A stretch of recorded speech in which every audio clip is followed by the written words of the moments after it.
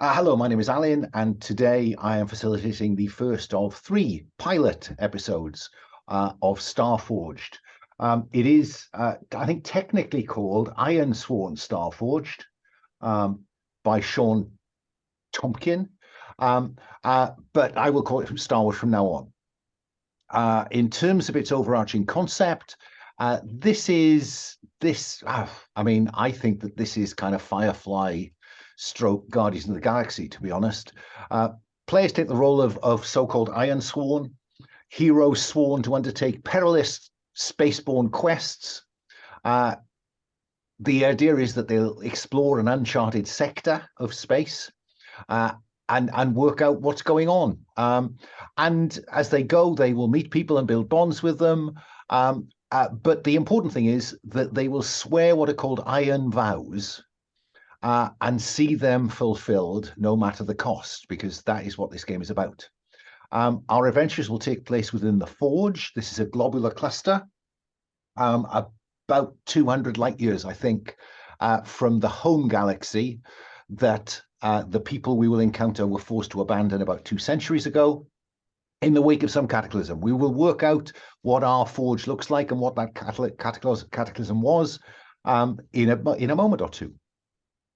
I think it's really interesting the way that the rules say that prep is play, and I think there's something to that, so we'll embrace that. And normally I might do a large degree of character creation without the recording, but I think we're going to do the whole thing in this recording. I hope this is going to be more than session 0, because I think we can get it done relatively quickly. But then we'll play to find out what happens. And if these 3 sessions go well, we might extend the pilot. The nature, tone, and subject matter, I guess. This is there's a tab called where have I put it? Character creation. Yeah, the Forge. Where did I put it? Yeah, there are some default assumptions on the Forge tab of the Character Keeper. This is a perilous future. It's a lonely future. It's a diverse future. It's a far-flung future. This is an unexplored future. It's a wondrous future. It's a retro future. So this is not, shiny, shiny Star Trek. This is more maybe grubby than that. It's an unjust future. Things may not be evenly distributed. There may be hoarders of power and material, but ultimately it's a hopeful future, and I hope that our tone will reflect that. But come what may, we want to make sure that we're all comfortable around the table. So we will be using a set of layered safety tools. We'll be playing with lines and veils. All the players that I have in front of me this evening all know about. I've played with them a lot. They know about lines and veils. We'll be playing with the X card. We'll also be using an open door just in case something happens. We'll debrief using stars and wishes, and we'll be working within the community code of conduct, which has some I think some very straightforward do's and don'ts or strong advice on that. So that's my pitch. I've made a start on the safety tab in terms of lines, veils, ask first, and interested. I will note to the players, if you have a look at the safety tab, you'll see that peril and harm to companions in capital letters is an inherent content warning. It is possible in the game to choose an asset, in effect a move, related to a living companion creature. But it's inherent in the mechanics that those creatures are at risk. Often they can be used to soak up conditions or circumstances that might otherwise affect the player character. So I put an inherent content warning on that. It will be tricky to veil that unless we have an agreement not to involve companions in the setting. So if somebody wants to put a line on that, go ahead and do it, and then we'll know that companions are off the table.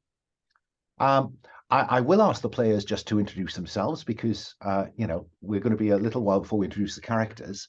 Lowell, say hello, tell us about your pronouns and anything else. Yeah, my name is Lowell, pronouns he, him. I didn't back Starforged or Ironsworn, but then once it arrived, I saw a bunch of the materials, so I did buy the hardback, and I bought the asset cards just because I love card things. I don't think I'll ever play it face to face, but I love having those kinds of things in hand. So that's a little bit of my, as I think I said about something else yesterday, my catnip when it comes to games. You're muted, Alan. Yeah, I did back it, and I'm ashamed to say you didn't. Will, say hello. Tell us about your pronouns and anything else. Hi, my name is Will. My pronouns are he, him. And I don't think, no, I did back Starforged. I definitely backed Starforged because I was getting Kickstarter emails about it. So I must have backed it rather than got in on the backer kit. In fact, there we go. And the cheaper version of printing off all the asset cards, which, you know, me being so pale just means that I'm going invisible every time I put it up. That's great. I'm impressed. I don't have, I'm working off the PDF because I just gave up on buying paper things some time ago. Well, Sabine. I only buy books that I'm going to play, and you're making it sure that I've actually played it. So there we go. Sabine, say hello. I note you.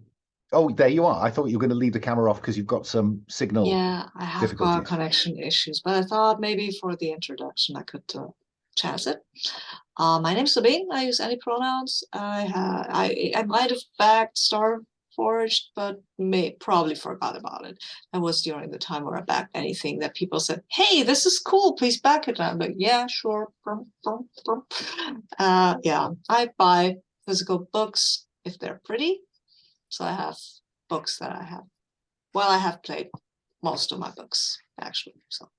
It must be said, these are very pretty books. From what I mean, they're very pretty PDFs. I can only imagine how pretty they are as a book. So those are our players. I have to say I've deliberately limited this to 3 players because I've never run it. I don't think any of us have played it, and it's a little bit different in terms of something that is PBTA adjacent. So let us begin by shaping our setting. And I think I might be inclined. Oh, now before we go on, I just want to flash out one of the lines that we've got. Oh, go on. Like just tension between PCs, like just because I want to know where the sort of limits are on tension, you know, because like. Oh gosh, did it? I think I've copied. That's not mine. If anybody else put that in, do you have anything else to say about tension? Because I did put PvP and conflict as a line, but I didn't mean to make tension a line unless somebody else did. So I've just unlined it if everybody else wants to do it. And to be honest, I don't mind verbal abuse between PCs either. I think you know, barring suddenly Lowell or Sabine showing a dark side previously unknown. Maybe if Paul was here, I'd have to worry about it. But you know, anyway, yeah, cool. Thank you. I think I was just checking that as I'd added lines to this, that it was still doing the color coding. So yeah, go ahead, add anything you like, folks. But I think I would like to begin with creating our setting. And I think I am going to share screen on this one because I think it is interesting for anyone who might be wanting to think about playing this to see what the options are. What I imagine doing now, you are laid out now as Lowell, Will, Sabine. So I'm going to stick with that order. So Cataclysm would be Lowell, Exodus would be Will, and Communities would be Sabine. So Lowell, why did we leave home? Now, I've put the percentiles in this from the random tables in the book, in case you want to do it randomly. But otherwise, take your pick.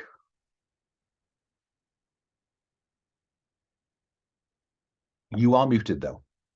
And Will and Sabine, by all means, have a look at, you know, the next 2 down, Exodus and Communities. Go ahead, Lowell. What are you thinking? So, oh,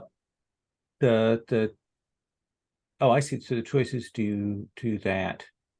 Yeah, if you select one of the random ranges, it will throw up Let's see. the associated.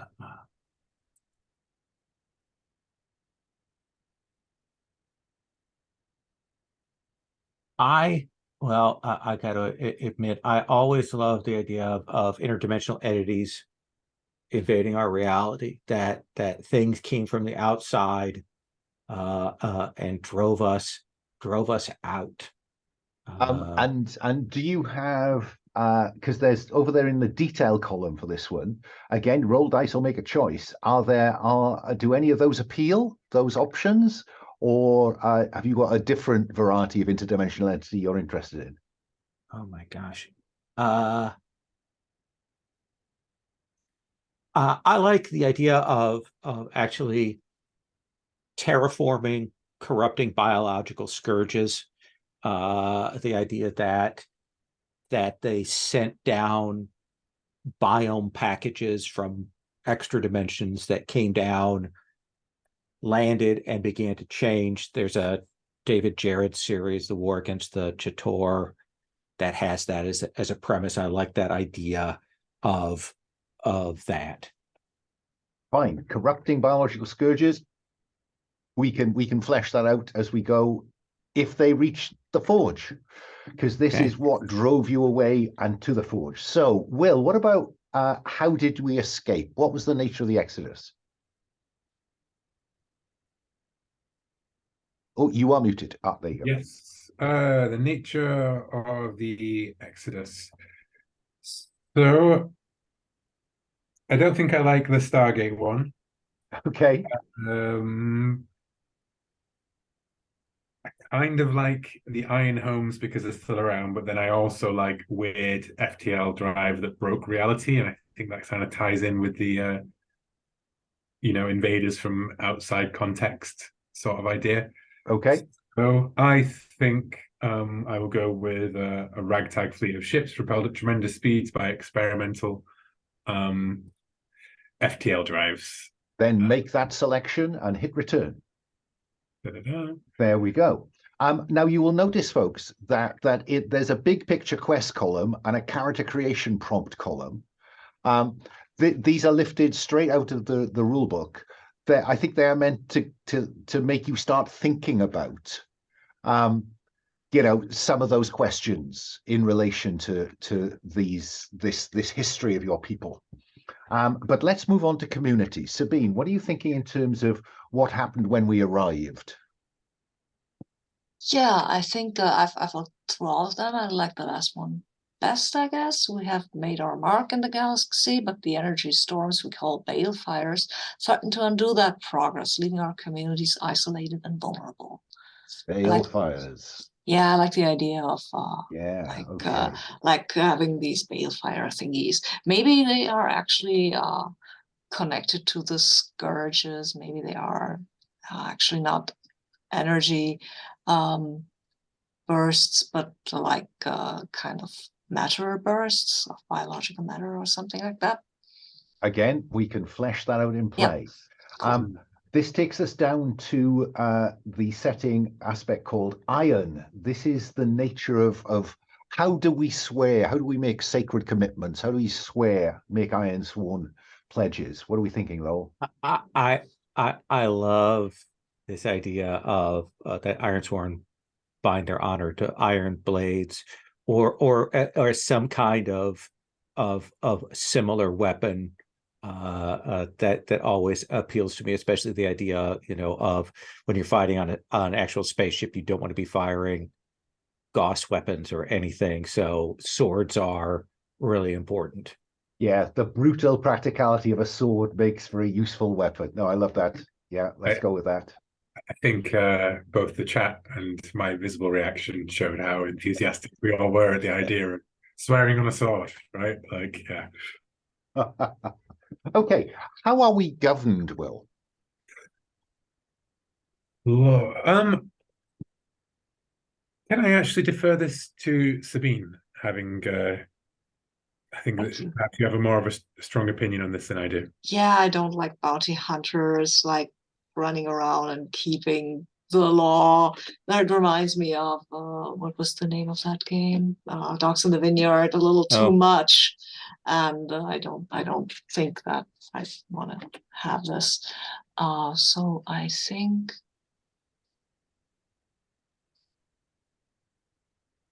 Let me check this organization called the Keepers.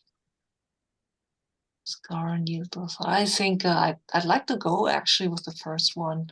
Much of the settled domains are lawless frontier, criminal factions and corrupt leaders often hold sway because that gives us something to fight against. It does. Or kind of overthrow and take their place or something like that.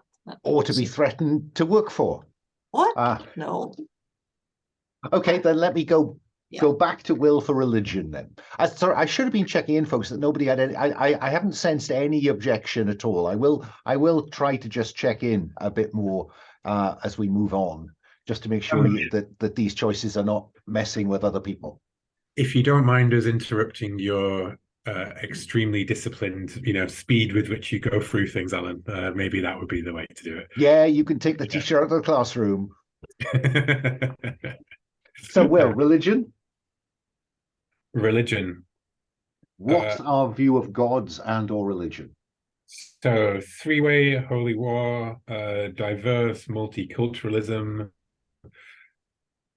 or our God failed us and we left them behind. You know what? I'm going to roll for it, because why not? We haven't done that yet, right? Wow, roll with me doesn't have a easy D100? Crazy. Yes, it does, doesn't it? I don't think so. Not right up at the top.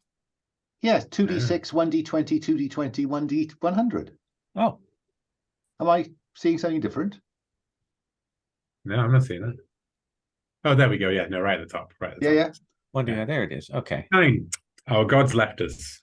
Our gods failed us. We left them behind. The Exodus was a tipping point. The gods offered no help to the billions who died in the cataclysm, and spirituality has little meaning in the Forge. So I'm thinking that, we can flesh that out, obviously, but I think that means that the religions that were are part of, the life that was, kind of thing. And so it's more of an open. I mean, I think the last sentence is, but the search for meaning continues, and many are all too willing to follow a charismatic leader who claims to offer a better way. Mm. We don't believe in the gods, but maybe there is a Messiah. Okay, now magic. This is an interesting one. What's our view of magic? I am torn. I don't necessarily want to go too Star Warsy, but I do like the unnatural energies, but I just want to make sure that people are okay with that, because otherwise we can go all the way to the other end. Are people good with basically there are unnatural energies that flow, that people have control of them. They're not just in the hands of a few, but there's something that lots of people can get, but it can be corrupting. There are some assets in terms of player characters that could well latch onto that. And natural energies flow through and around all things in the Forge. I would probably prefer to not lean into the spiritualism of the Jedi stuff, but the weird energies and the ability to manipulate them somehow, Yeah, but what if there was a charismatic leader who was incredibly talented? I like that. Okay. So that's magic. I think Will, communications and data belongs to you. How do we communicate across the Forge? I really like information is life. We rely on spaceborne couriers to transport messages and data across the vast distances between settlements, because that sets up traffic, right? Pony Express. Exactly, yeah. Which I love. Everyone okay with that? Looks like it. Okay. Sabine, that leaves medicine in your court. What is the state of medical science? I think I've chosen this one to help offset the scarcity of medical supplies and knowledge. The resourceful technicians we call riggers create basic organs, replacements. Like if you're stumbling over your tongue a lot, you might get a new tongue. Maybe. Much was lost in the Exodus, and what remains of our medical technology and expertise is co-opted by the privileged and powerful. Oh, well. Well, say no more. Okay. That whips me round to Lowell and artificial intelligence.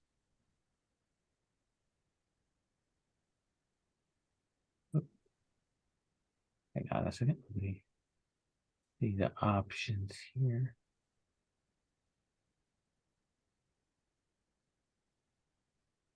I do like the idea of, like, we've got magic kind of more democratized in some ways and accessible. I like the idea that there is advanced machine intelligence, but like the powerful, the wealthy have control of those things. They have the tech for them. They can manage them. They can use them for nefarious means, not unlike today. So that's that'd be my take on it. Yeah, I like that. The rest of us make do with primitive systems. Okay. Then Will, war. What is it good for?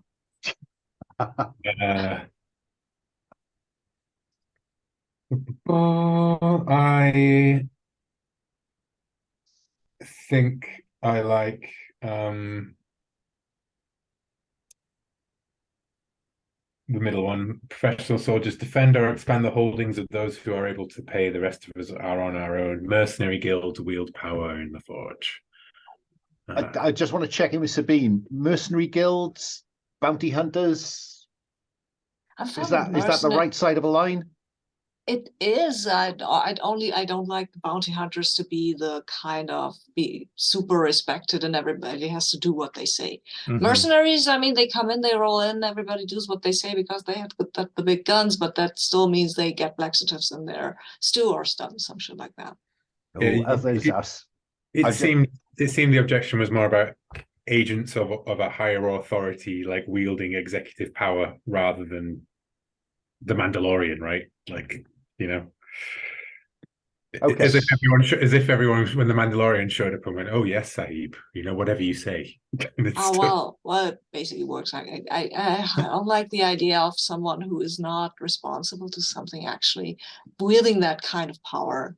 Yeah. Like there's no accountability. I see the bounty hunter objection was basically these guys, there's no accountability. They can basically throw around their weight and then everybody, I don't like that. It's just like ooh. Okay.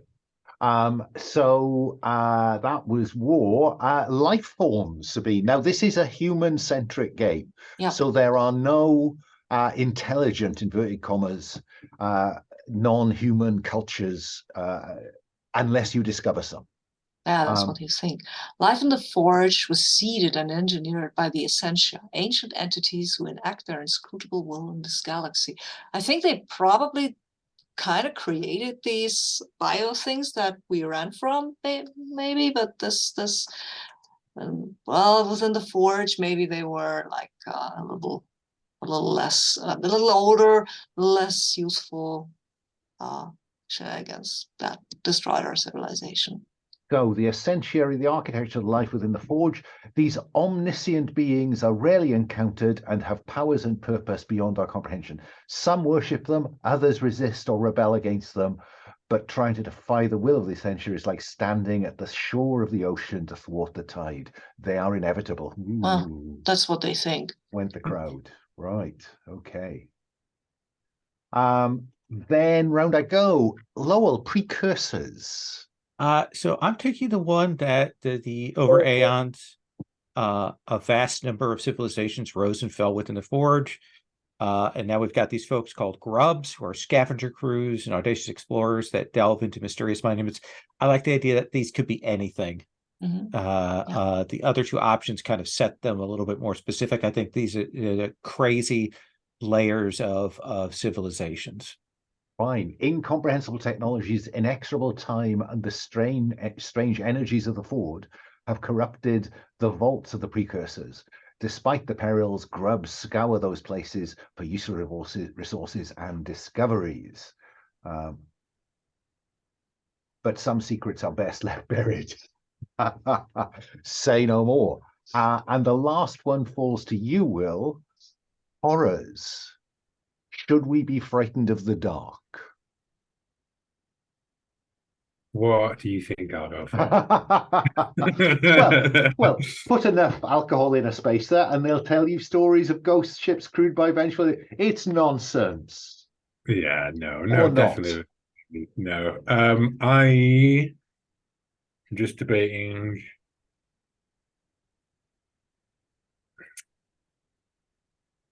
I think I actually quite like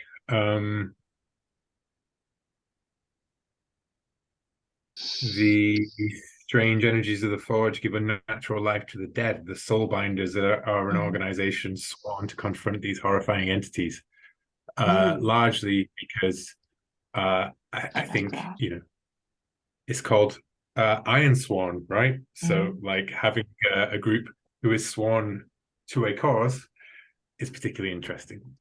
Fine. The woken dead are a plague within the Forge. Some of these beings are benevolent or seek absolution, but most are hollowed and corrupted by death. They are driven by hate and a hunger for the warmth of life that is forever lost to them. The Soulbinders are dedicated to putting them to rest, whatever the cost. Wow. Okay. Are we all right with a slight hint of a zombie apocalypse? Kind of reminding me of what are they called? The undead Vikingy type thing, the Draug, is it? You know, the ones that you fight. Drauga, yeah, the Drauga. Okay. So that is our setting then. My goodness me, lots of threads in there. We're not going to get far with lots of those in 3 sessions, but it's the thought that counts. Next, we're going to have a go at the sector. Yeah.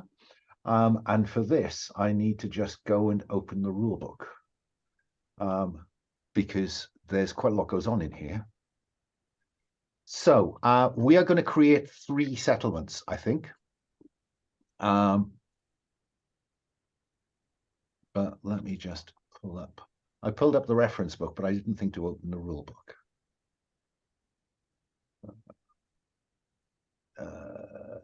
There we go. Okay. So, whoops, Daisy. Oops, a daisy. My computer is beginning to struggle under the load of just stuff. Okay. So, sector creation. Okay.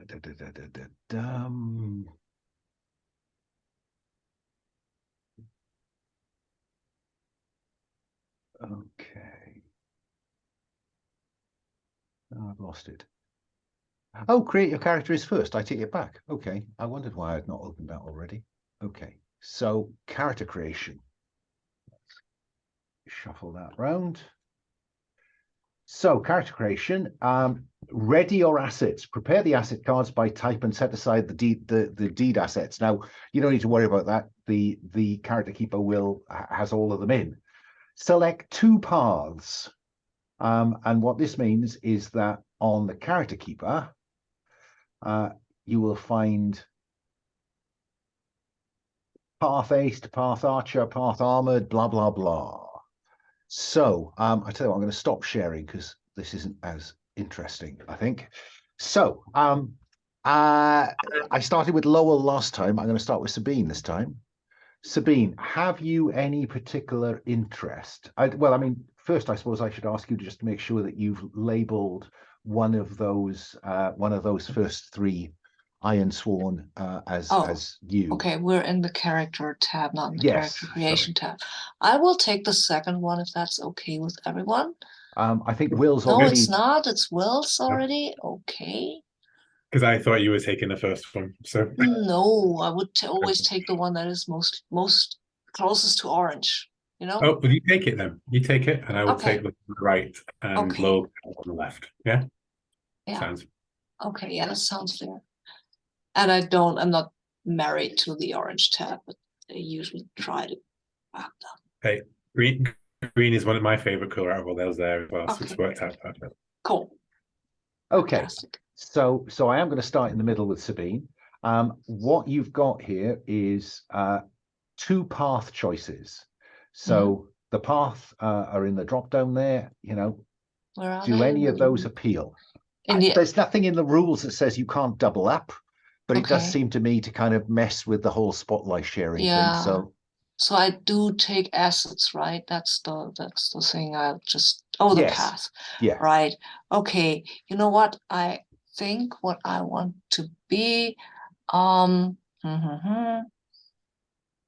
mean, if you're looking for some kind of inspiration, the character creation tab does have some suggested combinations. I'm not personally, I'm not convinced that those are necessarily particularly useful, but they are in the rules as examples. I think I'd take the sleuth just because that sounds fine. Okay. And would you tick the first box under sleuth? That is the aspect of that asset that you start with, and with experience you can tick the other boxes. Okay. Then let me go to Lowell next. What do you any particular interest? Yes. The first one I'm going to start with is loyalist. One can't wait to find out what you're loyal to. It's mostly about that I am loyal to my friends. Nice. Is what that is, which gives me benefits to helping others, which my favorite thing. Love that. Will, what about your first path choice? Blade Master. Yeah, you're gonna have swords. Yeah, I was like, I hope no one chooses Blade Master before me because I want to be the Blade Master. Okay. And then Sabine, you get to make a second path choice. Yeah, anything else appeal? I was listening to other people, but I will go through this. You're the Blade Master brawler? No. I'm a sleuth. I also need to be something else. I could be a gunner or a gunslinger. Or a healer. Gunner is mostly around heavy range personal weapons. Gunslinger, rather different. Lore hunter, mercenary, outcast, scavenger. Sorry, I'm reading through these. No, it's weird. I mean, I'm assuming the others are browsing. Yeah, I hope so. I hope they are. They should be. I could go with the firebrand, maybe, but it seems like a weird choice. You wield fiery energy when I like wielding fiery energy. Yeah. Okay. Yeah. And do you notice it says next to firebrand bracket 0 to 5? Well, can you see at the bottom there's a little condition meter? Some of these paths have meters, little clocks that run. So you will be using that condition meter to kind of you set it at 5. No, hang on. When you wield fire energy, when you rest it. Yeah, so we'll roll plus spirit to work out what that condition meter starts at. Okay. Yeah. So but put a 5 in there for now, just for reference. Lowell, I'll come to you next. I am going to take as my second path Slayer, with a kind of a slight like framing modification. I'm actually imagining this more as like capturing people, particularly things that have been corrupted by these alien energies, capturing those to take them to places to have them healed, or and if they're too far gone, then dealing sort of final sanction, but with the idea that we try to save these people first, or these things first. Well, I mean, does that apply to the undead? It is an inhuman foe, but I don't think the undead count for that one. Okay. Like, I think that's outside my vow. Okay. Just checking in. Yeah. Because that's a big ask. That's, that's given the state of medical science. Now, we always have to have like robots or droids or space undead that we can actually take on without mercy. Then Will, what about your second path? Oh, so many good ones, aren't there? So many really evocative stuff, because you've got the stuff that's like how you do things, and then you've got the stuff which is like why and what you do, right? Yeah, I Like, mean, there's there's stuff in here. There's the looper, yeah, the that you time can jumper one. time jumper. There's the haunted. I mean, there's all manner of goodies in here. There are all manner of goodies. I will say that printing them all out has made it much easier to browse through them, but I'm has sure. sucked me into the trap of therefore being able to browse all of them and not make a decision. Uh, so it's really cool ones, but it's really like how much, choosing it also like says how much of what you want to see in the game, right? Which is like maybe some of them might be Some of them definitely have longer burn. yeah, like Courier, for example. I really like the idea of it, but it sort of locks you into you pick people up and you take them places, right? Like I think therefore that maybe I am led most towards just want to double check the difference between Law Hunter and Scavenger quickly for a second. The Scavenger, when you gather information or resupply by scavenging a wreck, when you swear an Iron Vow. Oh, I mean, it's got to be Law Hunter, hasn't it? Like, if it says when you swear an Iron Vow in it, I've got to lean into swearing an Iron Vow. It's called Iron Sworn. So yeah, I am a Law Hunter. Fine. So Blade Master and the Law Hunter. There Indiana Jones with sword, I guess. Okay. Create your backstory. Can I interrupt yeah. quickly, because I think might go to another direction. I just need to figure out what path that would be, because I just want to clarify for you, Sabine. Sorry, you're frozen.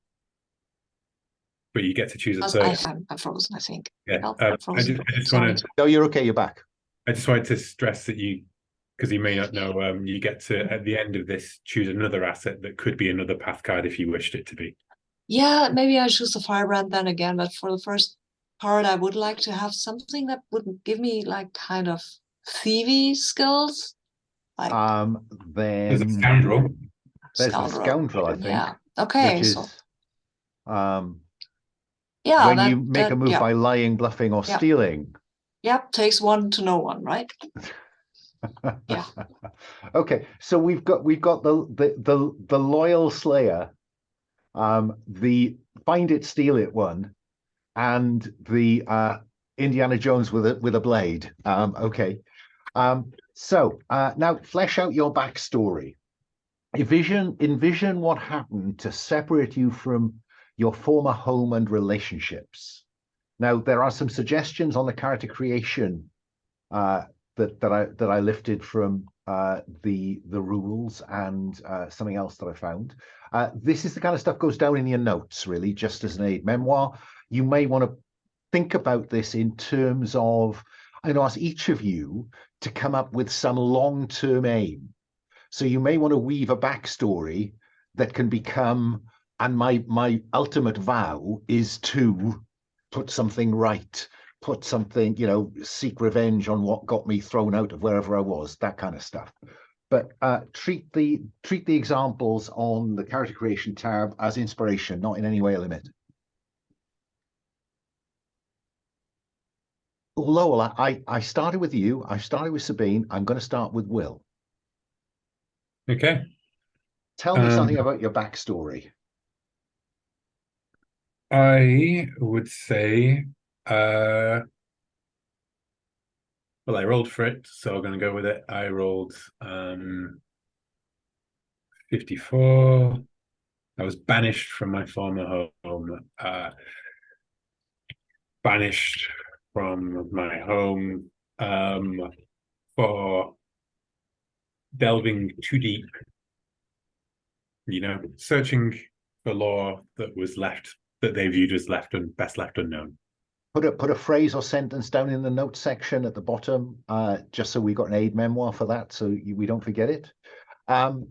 Lowell, what about you? Any thoughts about a backstory? Yeah, and we don't have to use the prompts, right? No. They're purely for inspiration. Right. I think that I was with a group of people who did this kind of Slayer thing, and some of them were really good at this, heroic and legendary, and I was an absolute fuck up. And I think I got all but one of them killed. I think that last one is alive and has essentially used his resources and so on and his influence and stuff to make it clear that I'm going to be spending the rest of my life making up for that. And I think I was reluctant at first, but I do think my guilt has kind of turned around a little bit. But I'm kind of caught between those two things. I mean, I'm curious. Is it possible that you were apprenticed to the Soulbinders, and that went pear-shaped? And the reason that because that's really about putting down the undead. There's no saving in that.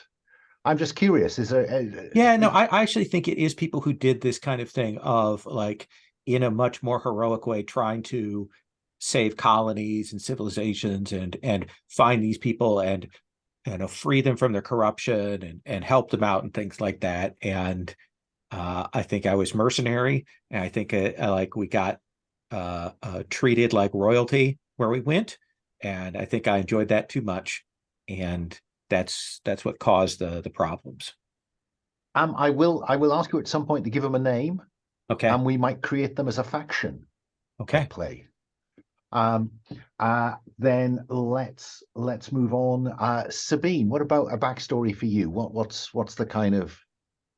Yeah, I think I lived with on a spaceship, more like a big one, like a village ship, not a city maybe, but a village ship. And then they were all killed while I wasn't there, and I don't know why or what happened. And some people say it was a natural disaster. I am very sure it was not a natural disaster. And I don't know if I'm actually to blame for the whole thing, because I bring home stuff occasionally. I'm not the only one who did that. But might have brought something back that was not quite as healthy as I thought it might be. So did this kind of large community ship go from place? Were they scavenging wrecks and derelicts and picking up stuff and going on to the next settlement and selling it on?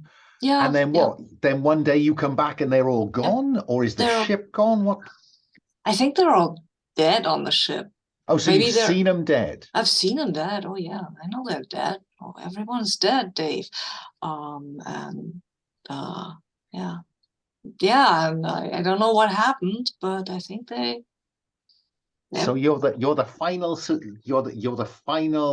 last survivor. Yeah. Of a scavenger village ship.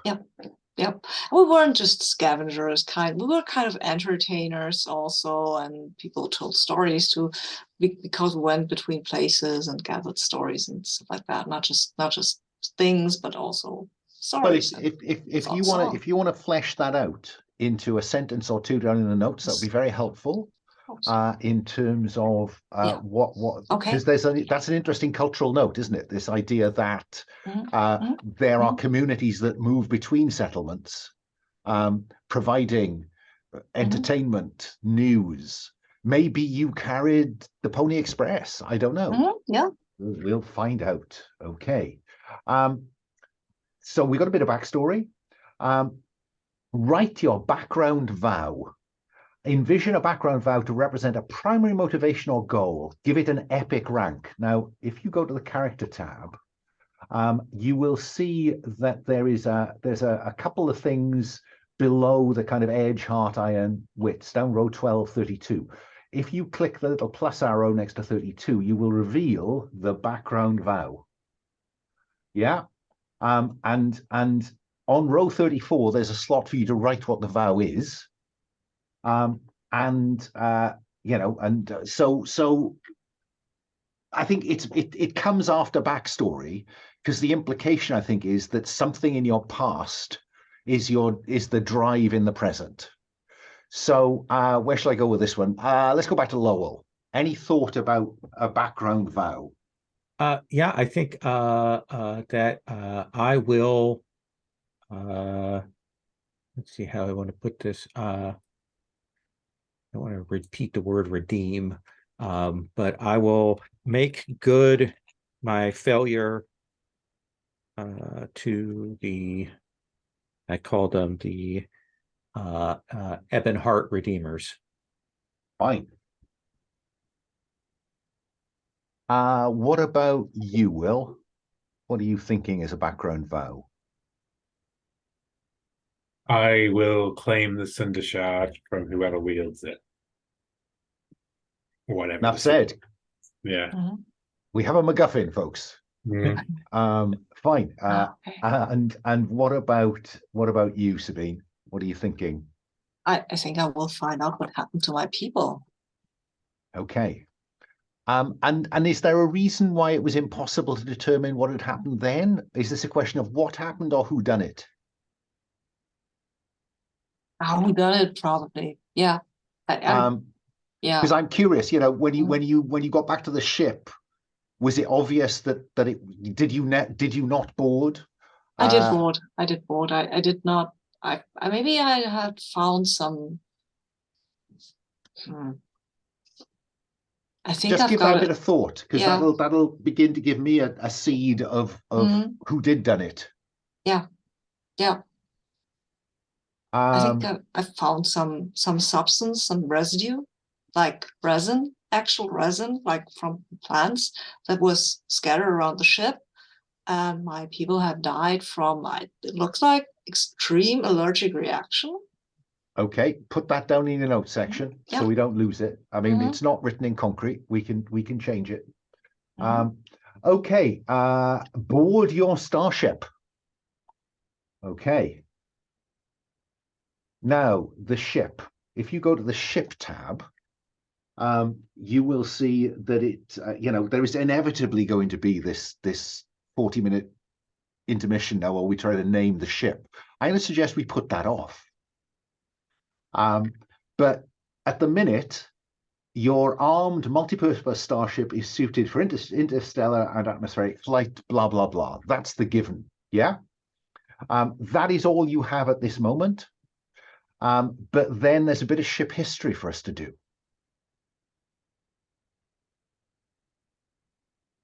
So where did I get to? I think I'll start with Lowell. Ship's history. Choose or roll D100.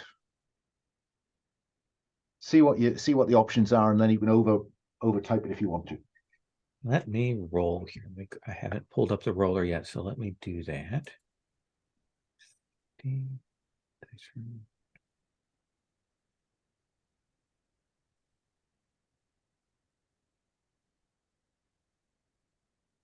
Let's see. And ship 22 is hull is fused with organic growths. My. I think there was something that we hunted, and I think that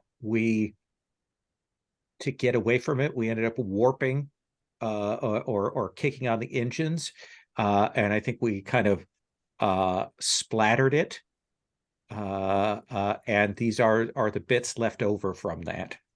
My. I mean, I'm curious. Are they still growing? Are these living things? Or will we find out? I think we'll find out. And I actually ended up I accidentally did what's unique about it. So somebody else has to roll the ship's history there. I apologize. Okay, we'll live with that okay. Profound breaking of the rule order. But I can live with that. Will, what about a ship history? Unless you want to arm wrestle Sabine for that choice. I was wondering if Sabine was at all interested in this being the ship that they inherited from Therefore, Oh God! Oh yeah, that I would be. I would arm wrestle you for that. I'd lose, but I would arm wrestle. I mean, it's not going to be big enough to put a community on. Is the only fly in that ointment. But maybe you had like a few ships, like a little flotilla kind of thing, and this is just the one that survived with that incident. Yeah, I incinerated all the others because like a grave site thingy, singing the dirge that I learned somewhere between the stars. So inherited from a relative or mentor, is that?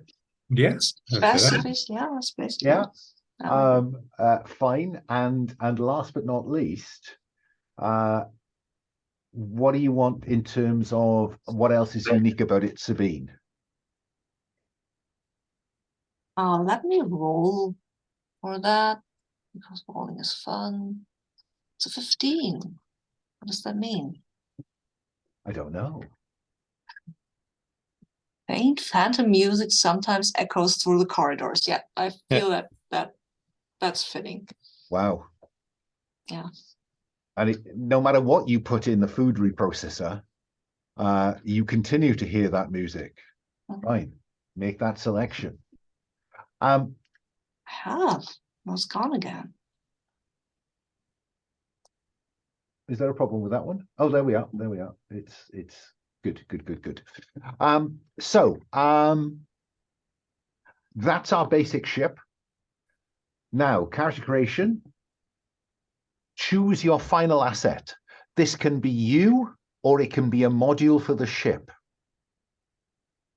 And now, in terms of characters, anything is on the table. It doesn't have to be a path. Right? So there's a whole load of stuff down there. There are more paths.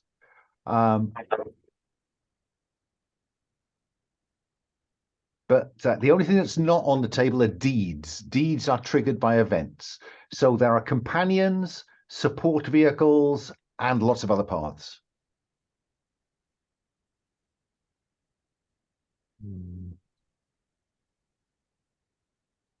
Okay, I'll give you a chance to just have a browse up there.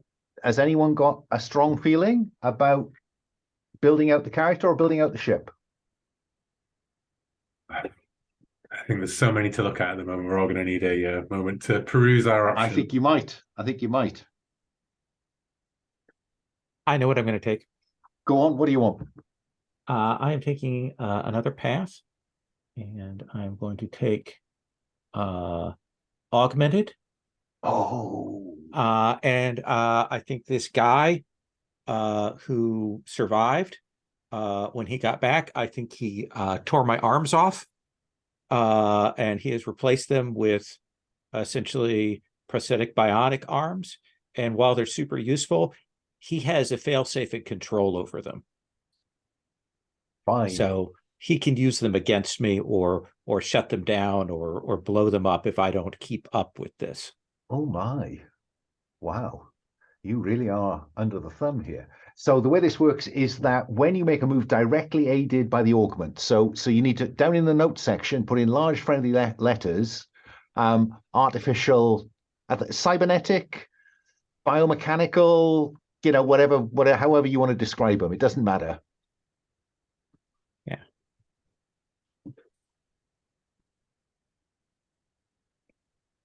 I kind of wondered if you were going to go with fugitive.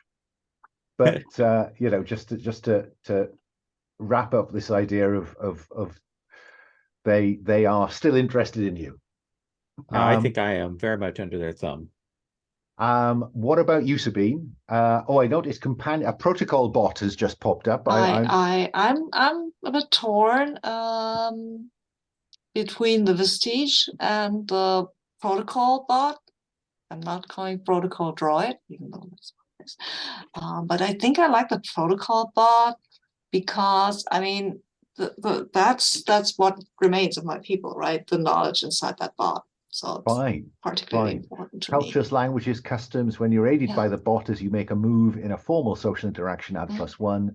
On a strong hit with a match, you learn something which builds understanding or empathy Mark 1 tick on your Bond's legacy track. Okay, and finally, Will, what are you thinking? We have a spaceship, right? Yeah, it is armed. The module upgrades kind of make it more armed or armored or whatever else. Yeah.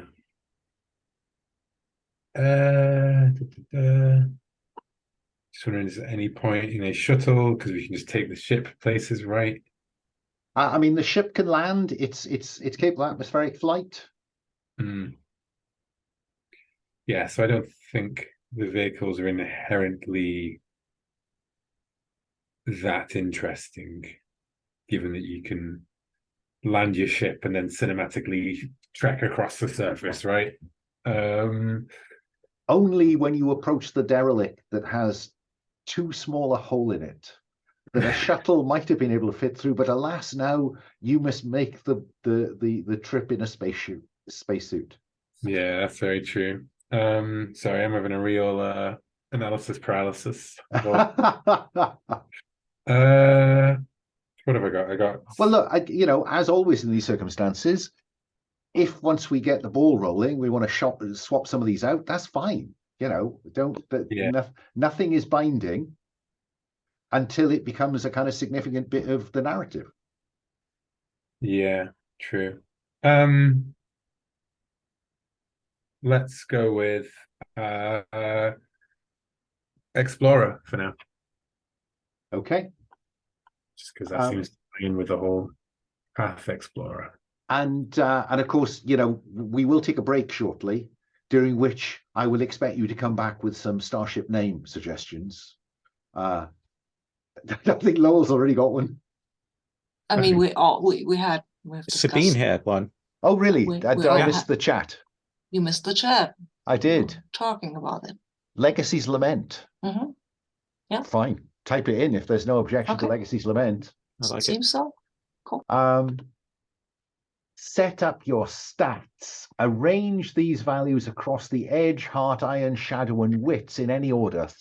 A 3, a pair of 2s, a pair of 1s. In terms of what they are good for, there is a little note on edge and wit and stuff that gives you some idea of what it means in this context.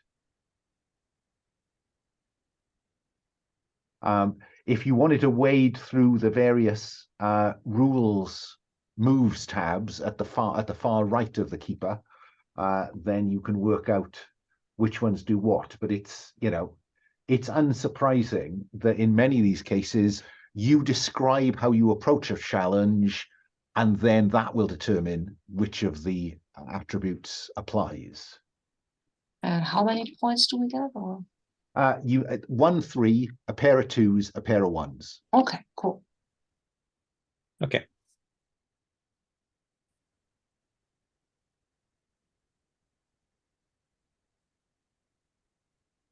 I think it's probably fair to say that, yeah, even the combat moves, depending on what you're doing,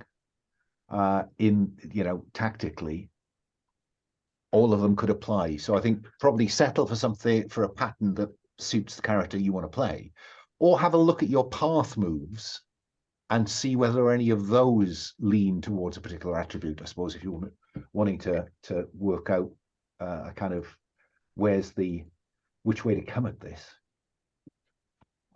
3 heart, 2 iron, 2 wits, 1 shadow, 1 heart, 3 shadow. Oh yeah, very shadowy. Wits. Oh, plenty of wits about.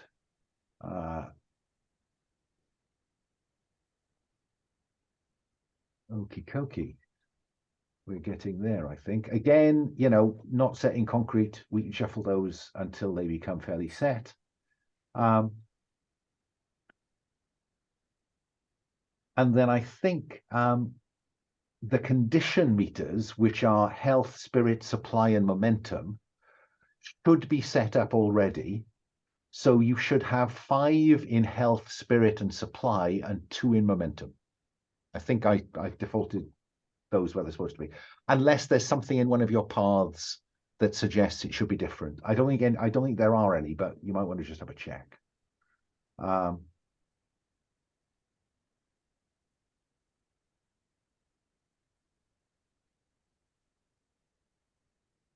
Envision your character. Note any key aspects of your character's look or personality. I mean, we already know we have someone with some artificial arms. And then name them.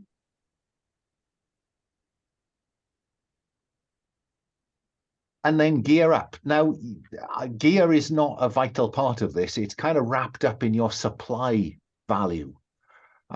Supply five, you know, if you really need to find something common, then you're likely to have it. But occasionally that supply will go down when you dig into your rucksack to find a particular piece of equipment. I'm not sure that anything in your backstories at the moment picks out any particular piece of gear unless you want a keepsake of the past. I will want you all to describe the blade, the iron blade on which you swear your vows, of course. So you might want to put that down as a piece of gear.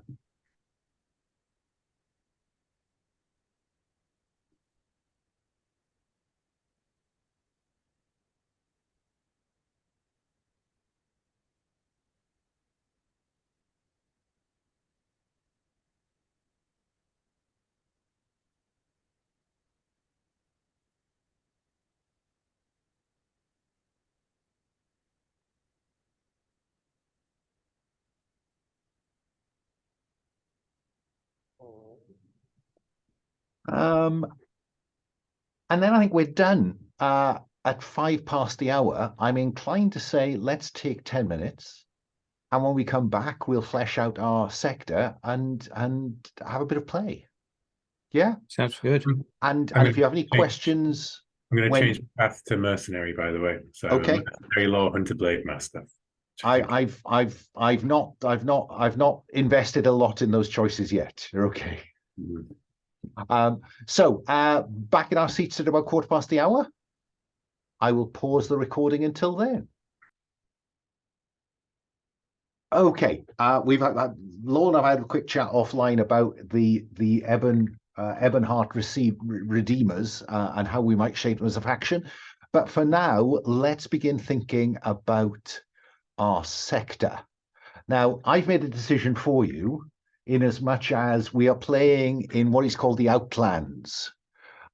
This region represents an area of recent expansion. Settlements here are scattered. Navigational paths are often uncharted and perilous.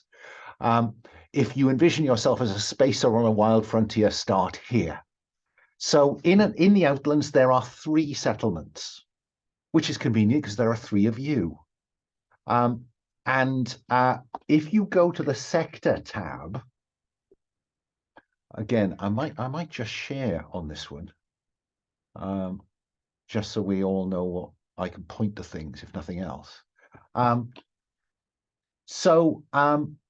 These are the 3 starting settlements up here at the top that you're going to be populating.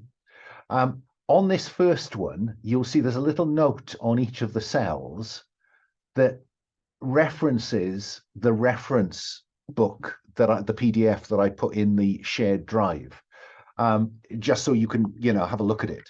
But so each one of you is going to do one of those. Again, we can do this by randomly. Would you like each of you to shape one of them, or would you like to rotate each of them so each of you contributes to an aspect of one of them, and then we'll repeat that for a second and a third? Any preference? Number 2. That's number 2. So we start at the top with, say, Lowell, and then I'll ask Will to do something else. Fine. Okay. One question: is this in the assets sheet or in the reference guide spreads? The page reference. So where I go to population reference, page 54.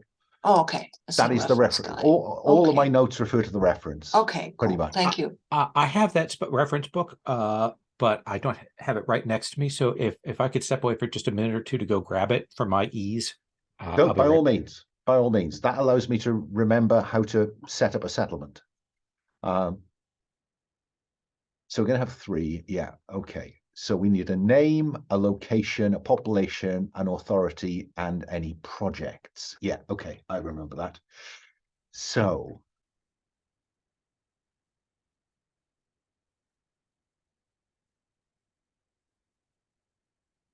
Hang on, make enough room on the screen. God, never have I needed so much screen real estate. Did you create this character keeper, Alan? I did. Wow, it was a lot of work.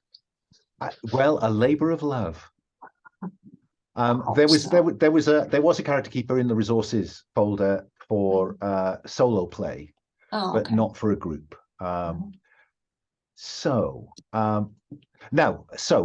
Yes, let me go to the reference.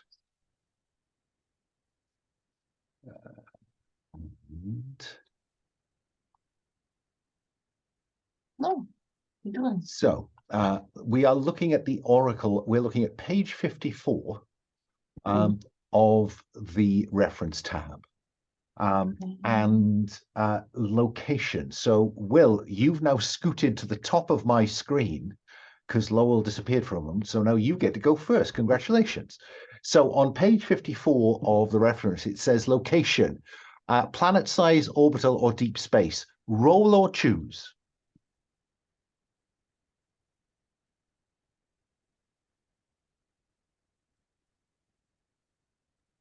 Looking in the main book, so different. Yeah, sorry, different page references. Location, page 322. Because in the oracles of the there we go. I'm gonna roll for it. Okay, do that thing.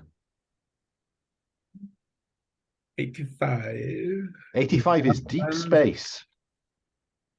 Yes, deep space. Okay. Sabine, on page 54 of the reference guide, it is population. Roll or choose. There's few, dozens, hundreds, thousands, tens of thousands. Okay, I cannot seem to settlements, terminus, outlands, expanse, result. I'm lost in the on page 51. So 54 has settlement. Okay. I'm rolling. We're planet side, right?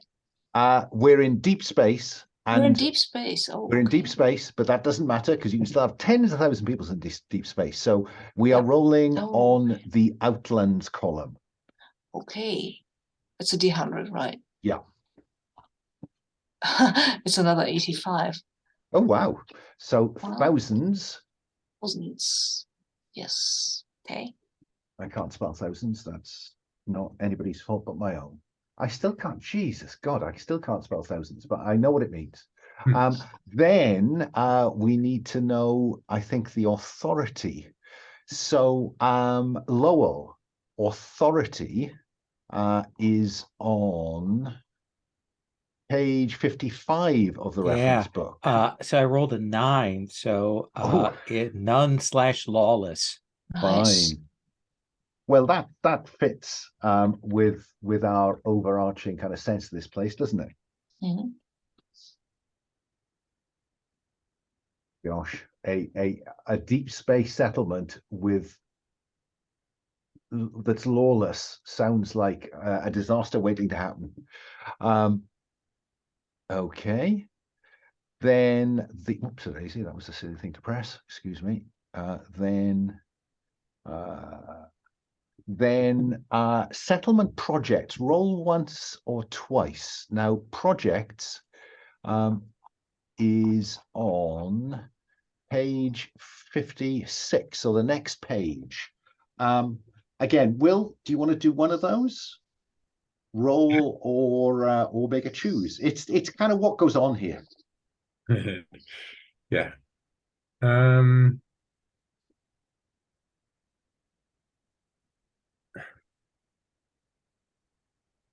Automation. Say again? Automation. Automation. Okay. Yeah. Okay. And Sabine, do you want to choose another project? Absolutely. Another major concern here. Yeah, I want to choose festival. Oh, yeah, fine. Yeah. I think festivals. Festival sounds good. Always a great idea. Okay, so we have thousands of people in. Sorry, that should have been deep space there, shouldn't it? When I think about it. No, that's right. We need a name for our settlement, Lowell. Are you there are some possibilities on page 57 if you're wanting some inspiration. Or Baris 5. Spell it. Orbaris 5. 5. Obaris 5. And location will be the reference where it is in the grid. Okay. So this is a deep space settlement. There it goes. Control C. I am going to place it at one end of our sector. There we go. Like so. So it is at E7. There we go. Okay. Nice. So that's our initial placement, initial settlement. We're going to do that another couple of times. Let's do that for each of the other ones. I started with Will first time. This time, Sabine, you're going to tell us what the whether this is planet side, orbital, or deep space. So we're back on page 54. I think that's probably the way to do this. Scroll. Where are you? Page 54, right? Yeah. Yeah. Okay. I will roll and then, but I will. If it's deep space again, no, it's not. I mean, the way because I ran this solo for a little while just to get the hang of it. If it's a 15, it can be a 15 or a 51. Well, it's a 4, so it's a planet side. Anyways. Planet side. Okay. Planet side. Lowell, what about a population? Few to tens of thousands, or roll a dice and let that determine. Let's roll and see what we get. So a 32 is dozens. I think I want to go one up from that. So let's say hundreds. Okay. Don't want to be too small. Yeah. I wonder what the level of authority here is, Will. I was just rewriting my background vow from I will claim the Sunder Shard to I will reforge the Sunder Shard, whoever now claims the pieces. So so we're now in search of bits of it. Okay. I was okay. Okay, space Aragorn. Exactly. Yeah. I wanted a vow that I could make progress on without it being done. You know what I mean? Like one and done. Mm-hmm. Sorry. So sector. I'm gonna roll for it again. Okay. That is a 41. Let's hope that's not lawless again. Tolerant. Tolerant. Oh, this sounds like a much nicer place. And then in terms of what goes on here, Sabine, do you want to have a look on settlement projects on page 56? I'll roll for this one. 67. 67 is salvage. Salvage. Yeah, well, that makes sense. There are not a lot of people here. And they're tolerant. So yeah, lots of people coming through trading salvage. Lowell, what about a second settlement kind of business stroke project? I think the second thing I want is evacuation. Ooh, right. Basically, the idea that there are a lot of people going out trying to settle places and then they fail.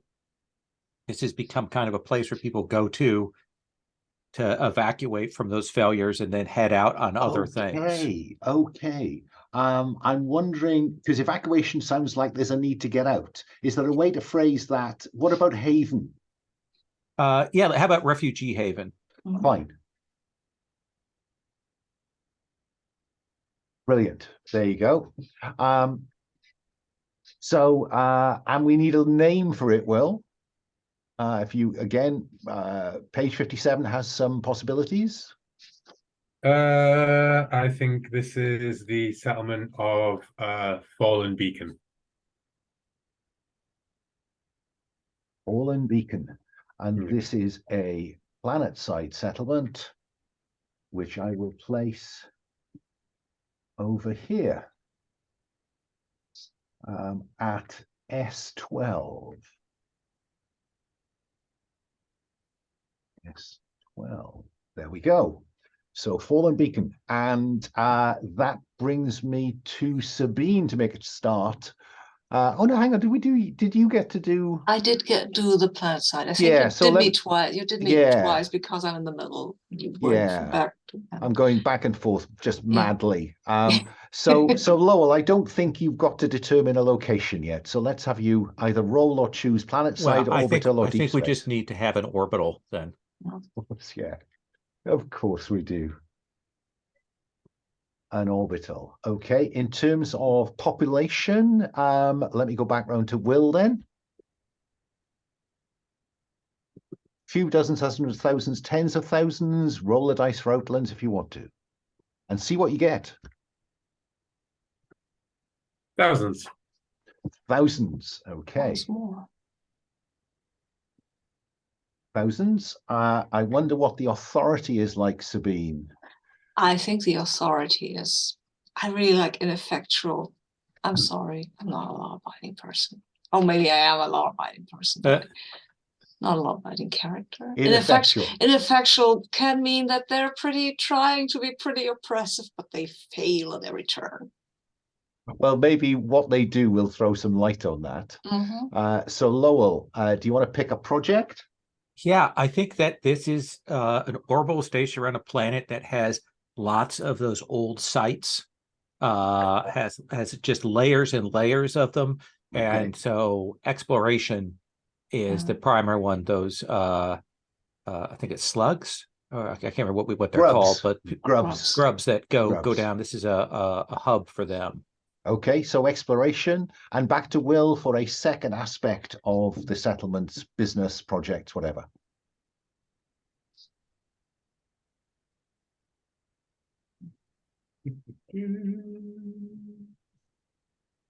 Mining. Mining, because that would fit with going down to the planet and digging into this stuff. Yeah? Okay. Yeah. So that's good. We've made some progress with that. Needs a name. It does need a name. That's you, isn't it? It's me. Yeah, I haven't named anything yet, and I think it's the crux of Hyperion. Don't ask why. Somebody was feeling fancy. You can only have that if I can fit it into that row, you know. Well, there we go. And I'll scatter that about over here at I-20. There we go. The crux of Hyperion. Love it. So these are our starting settlements. You may discover other ones when you travel, of course. If any settlements are located on a planet or in orbit around a planet, you can identify and name the planet, help flesh that out. So, planet is in the reference page 38. So we have two that are in or around a planet.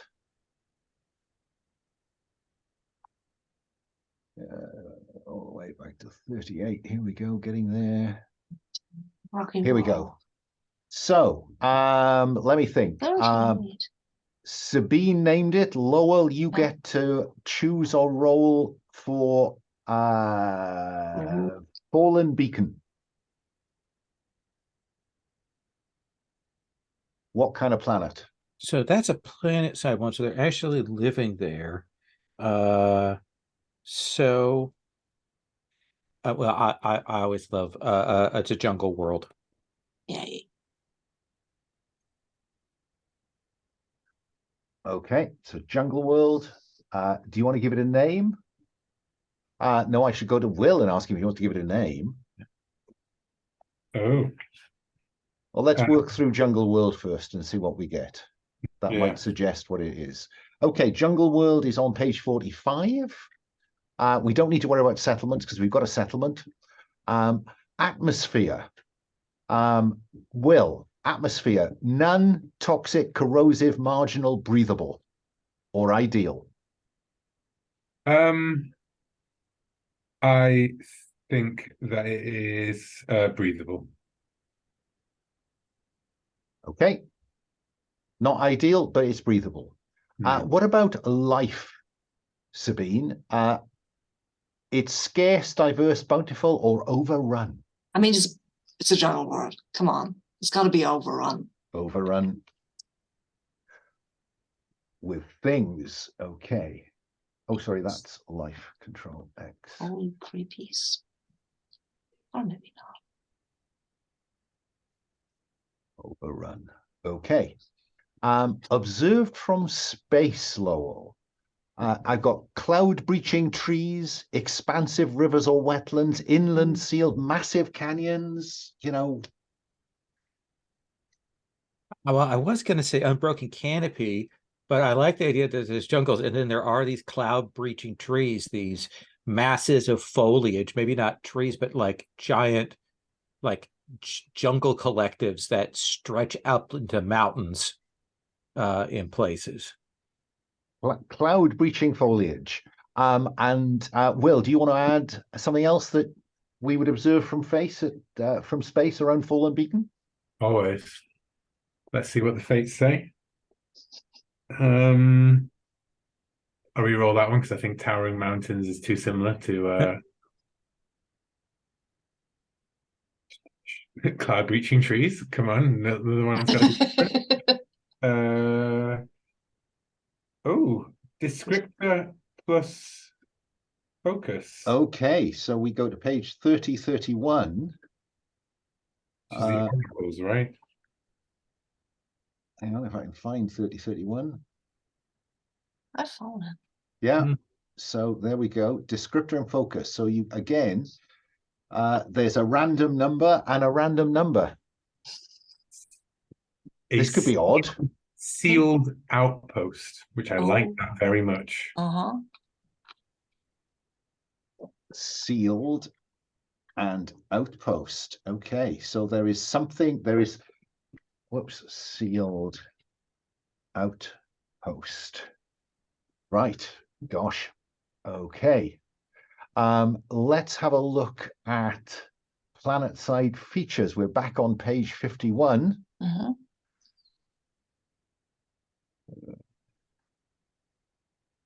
Whoops, there we go.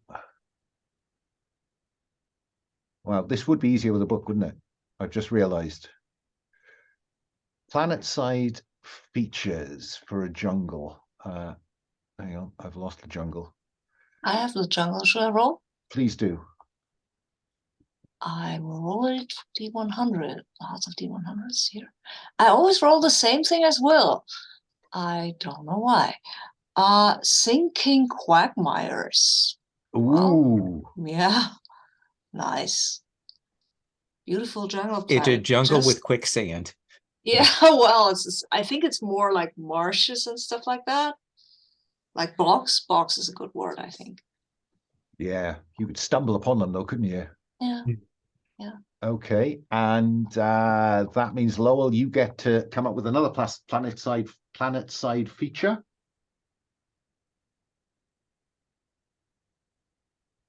Like when you get down to like the ground level below the jungle, there are these extensive exposed root systems everywhere.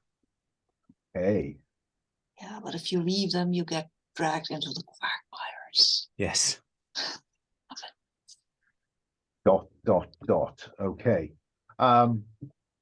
Right, I think that will do for Fallen Beacon. What about Crux of Hyperion? I think I'm back round to you, Will, for choosing or rolling for what kind of planet Crux of Hyperion is. So we've got everything from desert, furnace, Jovian, jungle, shattered, tainted, grave world, ice world, ocean world, rocky world, vital world. Grave world. Yes. Of course. I rolled twice. I got Ice World first and was like, Hoth and Kashyyyk. I kind of want something different. Okay. Page 42. Sabine, atmosphere. Oh, atmosphere. It's a none thin, toxic, corrosive, marginal, breathable. It can't be ideal. The dice say it's This one, breathable. No, it's not. It is. I don't think I want it to be toxic, but corrosive is good. Corrosive. Oh, Corrosive who is needs great. toxic when you can have corrosive? Right? So No much. wonder they're in orbit.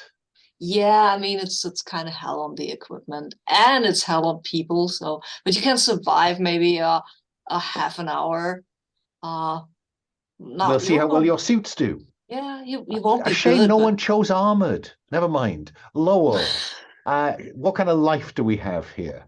Oh, let's see. None, extinct, scarce, or diverse. What kind of diverse stuff lives in a corrosive atmosphere? I think it is scarce. There's things there, but they're the survivors of this atmosphere. Evolved to cope. Yes. Okay. Observed from space, Will. Oh, broken moon, cratered surface, dry sea. Oh, it goes on and on. This will give us some idea, I think, of what may have made it into a grave world. Orbiting ship graveyard. yes, that's great. That fits very well with the platform, right? Yeah. With what they're doing. Hyperion remains. Okay. Sabine, do you want to add another observed from space? If I don't, can I have a planet-side feature instead? Well, I'm prepared to negotiate on that. Have you got a particular planet-side feature you're interested in? I want feated mud flats. I love mud flats, and even if they're feated, they're kind of flat, right? And muddy. They are. Probably not good to walk barefoot in them, but you know. Well, Lowell, I feel obliged now to offer you either something observed from space or a planet-side feature. I think that to complement the graveyard and the grave world, I think we have to have the broken moon pieces there, sort of mixed up with the orbiting ships. Yes. Love it. Oh, sorry, that's observed from space, isn't it? There we go. Then, Will, would you like to add to our fetid mudflats with another planet-side feature? Fetid mudflats. Sorry, that just cracks me up for some reason. I'm going to roll the description focus again because I really like. Okay. I'm going to let you look that up because it's easier for you to get to page 31 than for me. That is a desolate.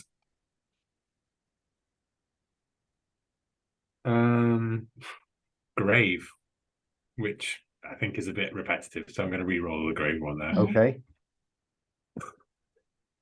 Desolate gas. Desolate gas. That sounds like, I don't know, something that comes out of the mud flats. I'm going to give this one more opportunity. A desolate refuge.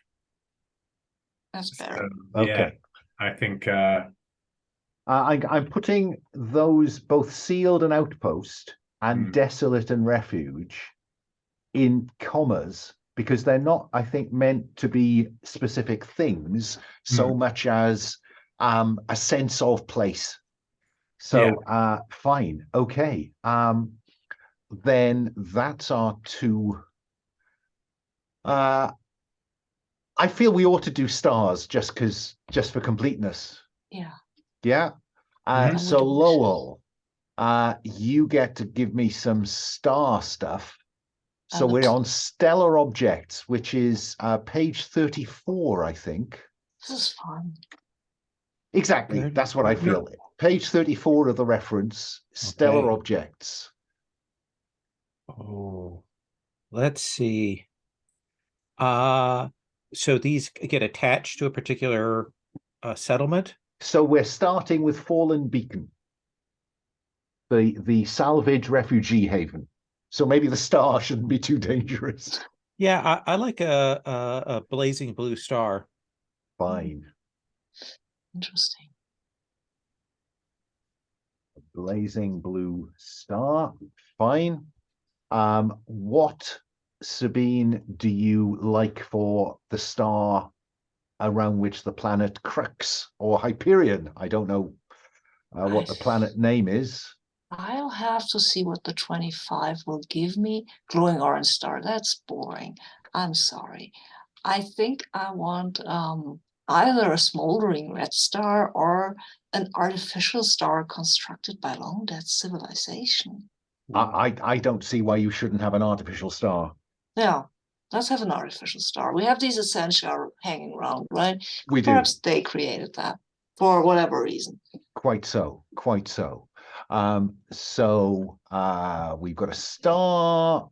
We've got a map. Okay. Create passages. Now we're going to connect. We're going to have two passages. Passages are routes between these settlements. Oh, was that a question, Sabine? Yes, that's a question. Do we name our planets? Because there are name suggestions in there. So I think there are not. There are. You are not wrong. Create. So let's go back to Jungle World, and there are some sample names. Would you like to name our Jungle World, Sabine? Because you thought reminded me you could do that. Yeah, I think I like Kishar. Because I Kishar. recently learned that Kishar is Croatian for rain. Oh, right. There you go. Kishar, Jungle World. And do you have a crack at naming our Grave World, Will? Because you invented that. Hyperion's Rest. Oh.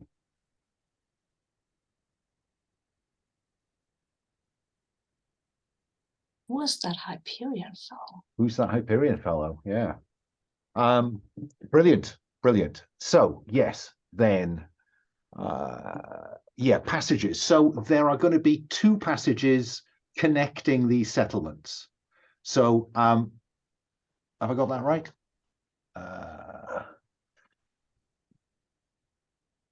Yeah, outlines two passages. So Lowell, which two of our settlements do you want to be connected by a route that's in your computer databanks?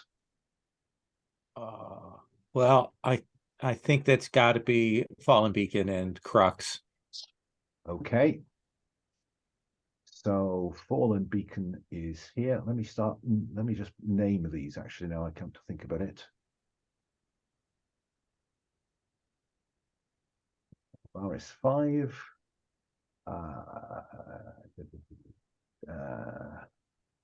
Fallen Beacon. And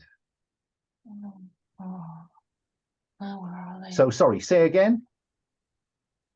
Which two connect? Between Crux and Fallen Beacon. Okay. So I don't know if I can do this, but I'm going to try. Pretty close, yeah. Okay. And what about Sabine? Do you want to connect Orbaris to Fallen Beacon or Crux of Hyperion? Oh no, sorry, it's not as simple as that. Oh no. One of these has to go off the edge of the map. I don't believe that's true. I think each passage must do one of two things: connect two settlements or connect a settlement, I think, to the edge of the must do one of two things. Oh yeah, fair enough. So yeah, question then, Sabine, do you want to connect Orbaris to one of these? Yeah. Or do you want to leave it currently uncertain the route to get there? No, I think it's connected to the Crux of Hyperion. Fine. Let's make this rather more interesting. Yeah. It's it's in the name, right? Yeah, exactly. And maybe the Orbaris guys just want to desperately invite someone to a festival. Okay. In order to get from Orbaris to Fallen Beacon or from any of these planets out of sector, you will have to trail Blaze. Undertake an expedition to find it. Okay. Oh, nice. Right. At which of these three settlements will play begin? I'm going to ask each of you for a preference. I think that Sabine did that route, so I'm going to come to Will for, do you have preference for which of these three settlements play will begin at?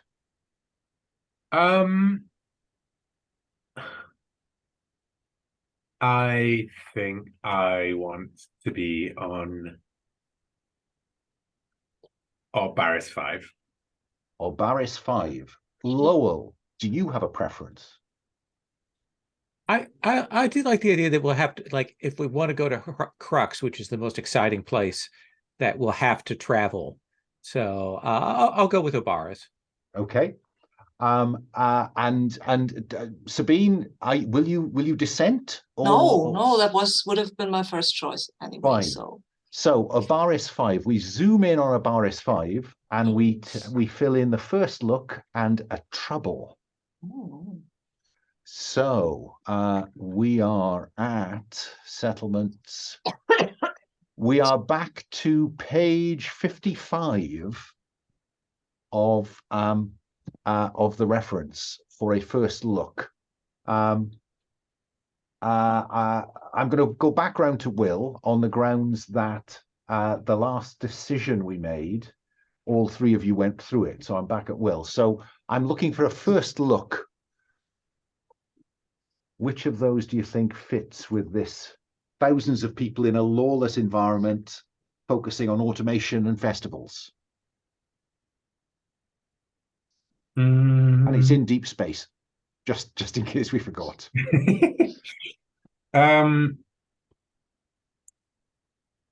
I think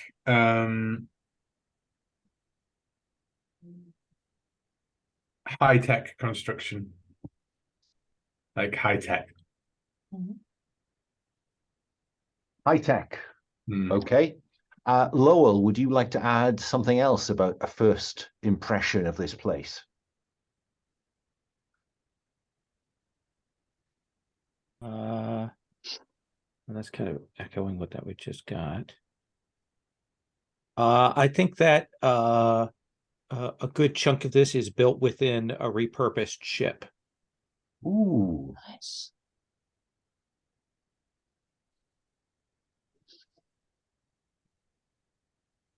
Built within a repurposed ship.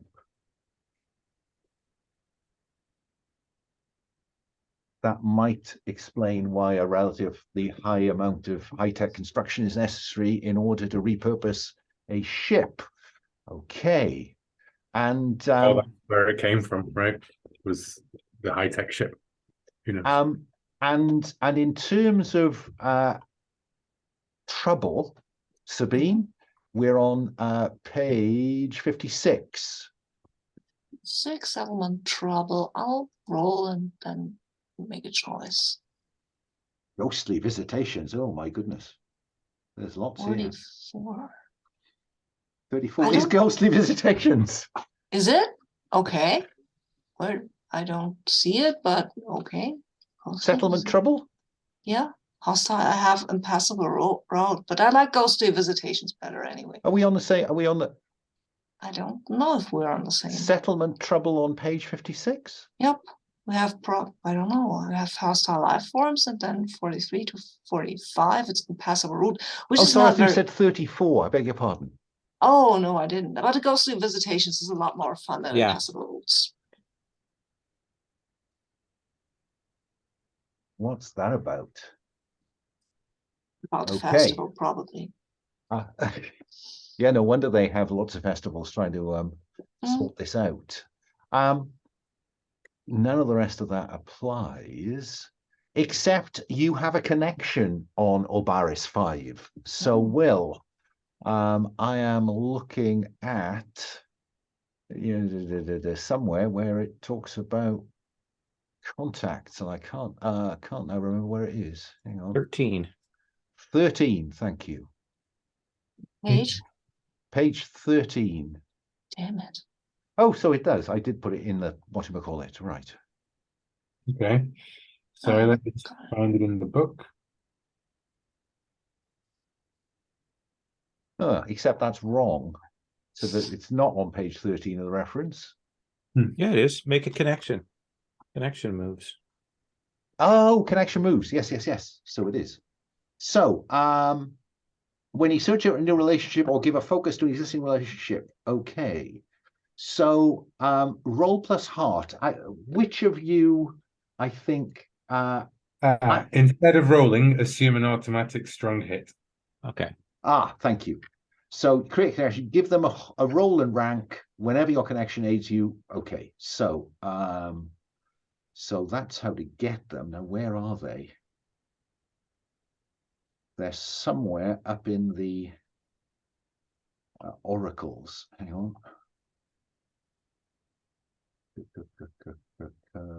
Characters.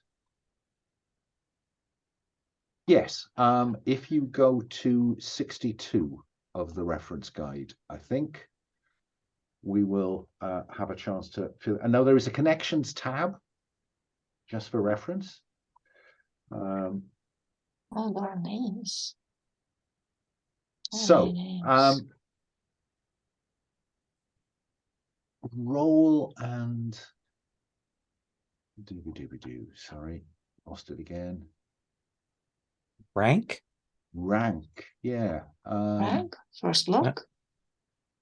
Hang on. What's Create rank? show Goal, connection. Create goal, connection. endurance. Oh, rank?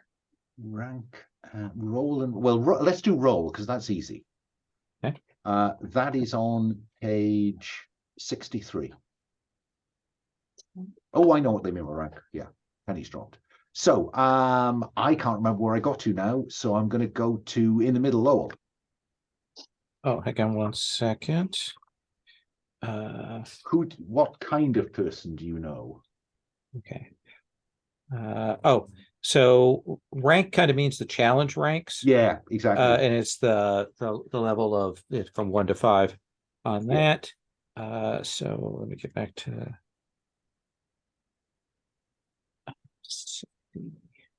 that, and we will roll his roll, and that is crew on the vessel. Nice. Fine. So he is. Whoops, I have been going mad trying to find the page here, and it turns out that 124 and 125 were stuck together in my book. Just to share with you, because I've been flipping backwards and forwards throughout the book, going like, it says the next page, but it's not the next page. See, ghostly visitations. What can I tell you? Mm. So we've got a member of crew, and we also want to know his rank or their rank. I think I'm going to set this relatively. I'm going to set him as dangerous. Now, it doesn't mean he is dangerous. It's just a kind of a measure of his influence stroke scale, if you will. Because then we'll make a bit of progress with him, not terribly slowly. So that is our connection. We need a name for him or them, sorry, or her, them. Yeah, sorry. There are Character names are on page 65 onwards. I can't remember where I got. Sabine, give me a first name. Okay.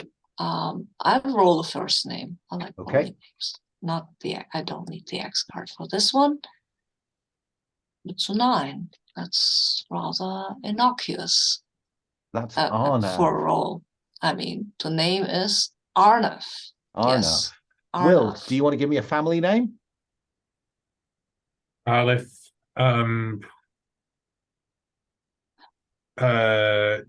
let's say Arnith,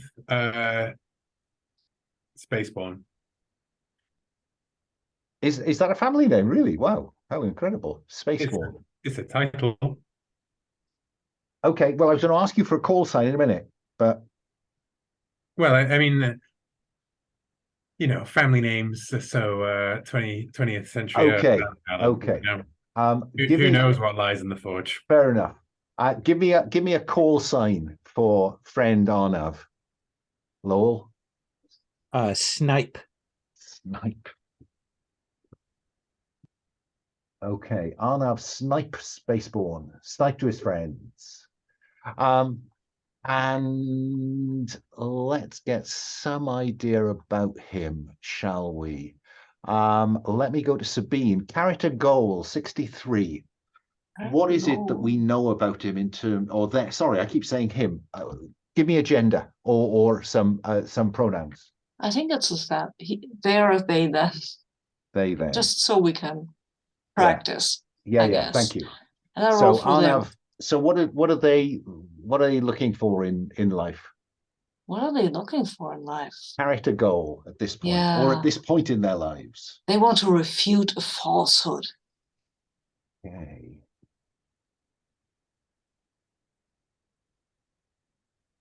Or that is what appears to be the case. Okay. That's what they say. That's what they say. Okay. So Arnav Snipe is crew. And I think, unless anybody stops me, I'm gonna give him Control C. No, that won't work. Will it work? It might work. You never know. Let's try that. Connections. Control V. There we go. I've put Arnav in. Snipe Spaceborne. Not particularly influential, but not the lowest of the low. Wants to refute a falsehood. So let us end that share, because I think we have the building blocks of starting to play in 5 minutes when we come back from our second break. Yeah, and what I'm imagining is that we'll just try to sort out what's the setup here, and then sounds good. Roll from there. Okay. So I'll pause the recording.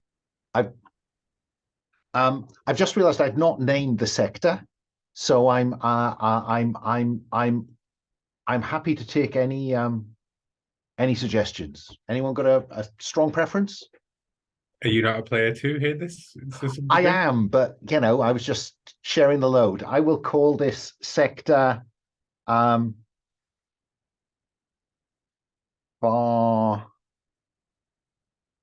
reach. The only sizable faction until Lowell we flesh out the Redeemers are the Jackals of the Infernal Pact. Their influence across the sector is limited. They are principally smugglers, it appears. But they are based on Obaris 5. Surprise, surprise. For the Jackals. It being lawless, after all. Let me ask you then, as we open play, this is the pre-title sequences where we get a little look at each of our principal protagonists.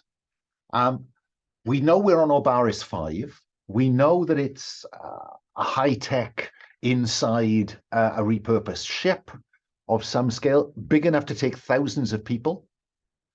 So, I haven't asked you what the name of your characters are. My goodness me. Let's do that first, because then I can start calling you by who you really are. Corben Darsk, if you would alter your zooms, I would... Tomorrow's Dance. Wow. So we have call sign Raven, Cinderwing, and Relic. Okay, so if you will edit your Zoom handles, that would make it easier for me to begin starting to talk to you rather than you. Call Relic, Starspurned, Tomorrow's Dance, Tom to their friend, to her friend. Okay, Corben Darsk, aka Raven. Where do we see you that is going to give our audience some sense of what Corben Darsk is about or what he wants to be about? Oh, you are muted. I think we see him coming along hallways, and I'm very much imagining the down below from Babylon 5 for a lot of the hallways that we're seeing here for the sets. But I do think there are rooms that are and areas that are clearly taken over by particular guilds and things like that. And I do think that Darsk has kind of a deep brown black long jacket that looks kind of like a uniform. And he is headed to an area where you can see the sigil that he has on the shoulder is the same one on the door. And I think this door's open and there are a couple people also dressed in that same jacket. And I think as Corben passes by them, they spit at his feet to signal their disdain for him. How is the sigil on your shoulder somehow altered to make it clear that you are out with the guild, the Redeemers Guild, as we speak? I think it's actually the other people have kind of a platinum silver one, and mine is kind of like a red gold. Hey, fine. And then they go into deep conversation, and yeah, okay.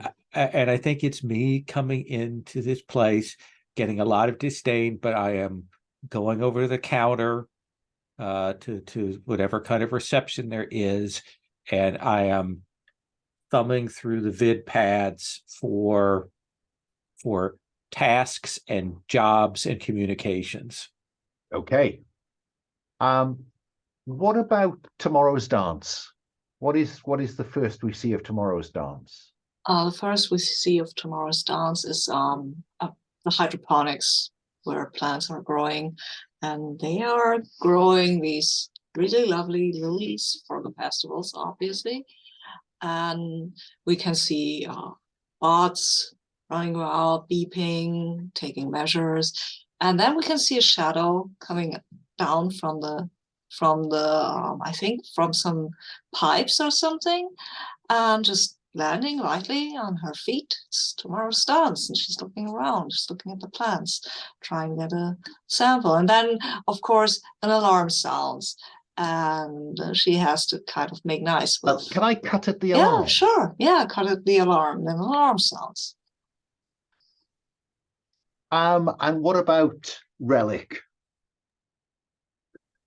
I think that intercut with the scene with tomorrow's dance, the camera pans up into a corner of this hydroponics bay where there is a hammock strung in between above some of the foliage, and you can see a sword wrapped and bound, nestled among the tools, and the various instruments that are used to harvest the hydroponics area. And Col is lying in the hammock reading, flicking through, kind of imagining like, he's like got a data slate in one hand and then like a sheaf of like scrolled, like, old papers kind of thing. And he's like flicking through one and looking at the other, and there is like some runic blade kind of emblazoned across the papers. And that's when the alarm goes off in the hydroponics bay. And rushing to the scene comes Arnav Spaceborne. Snipe. Snipe dance. You see, he's running through the hydroponics, not towards you. It doesn't look like the alarm was to do with you. He's heading to that far corner of this great cavernous space. I'm curious. I'm looking at plants anyway, so maybe there's something to learn or steal or betrayed, Never know what's going on. So you head in that direction? Oh, yeah. I kind of saunter quickly in that direction. I'm not trying to use stealth here. There's an alarm going off anyway. Relic, what about you? Does this get you out the hammock? Yeah.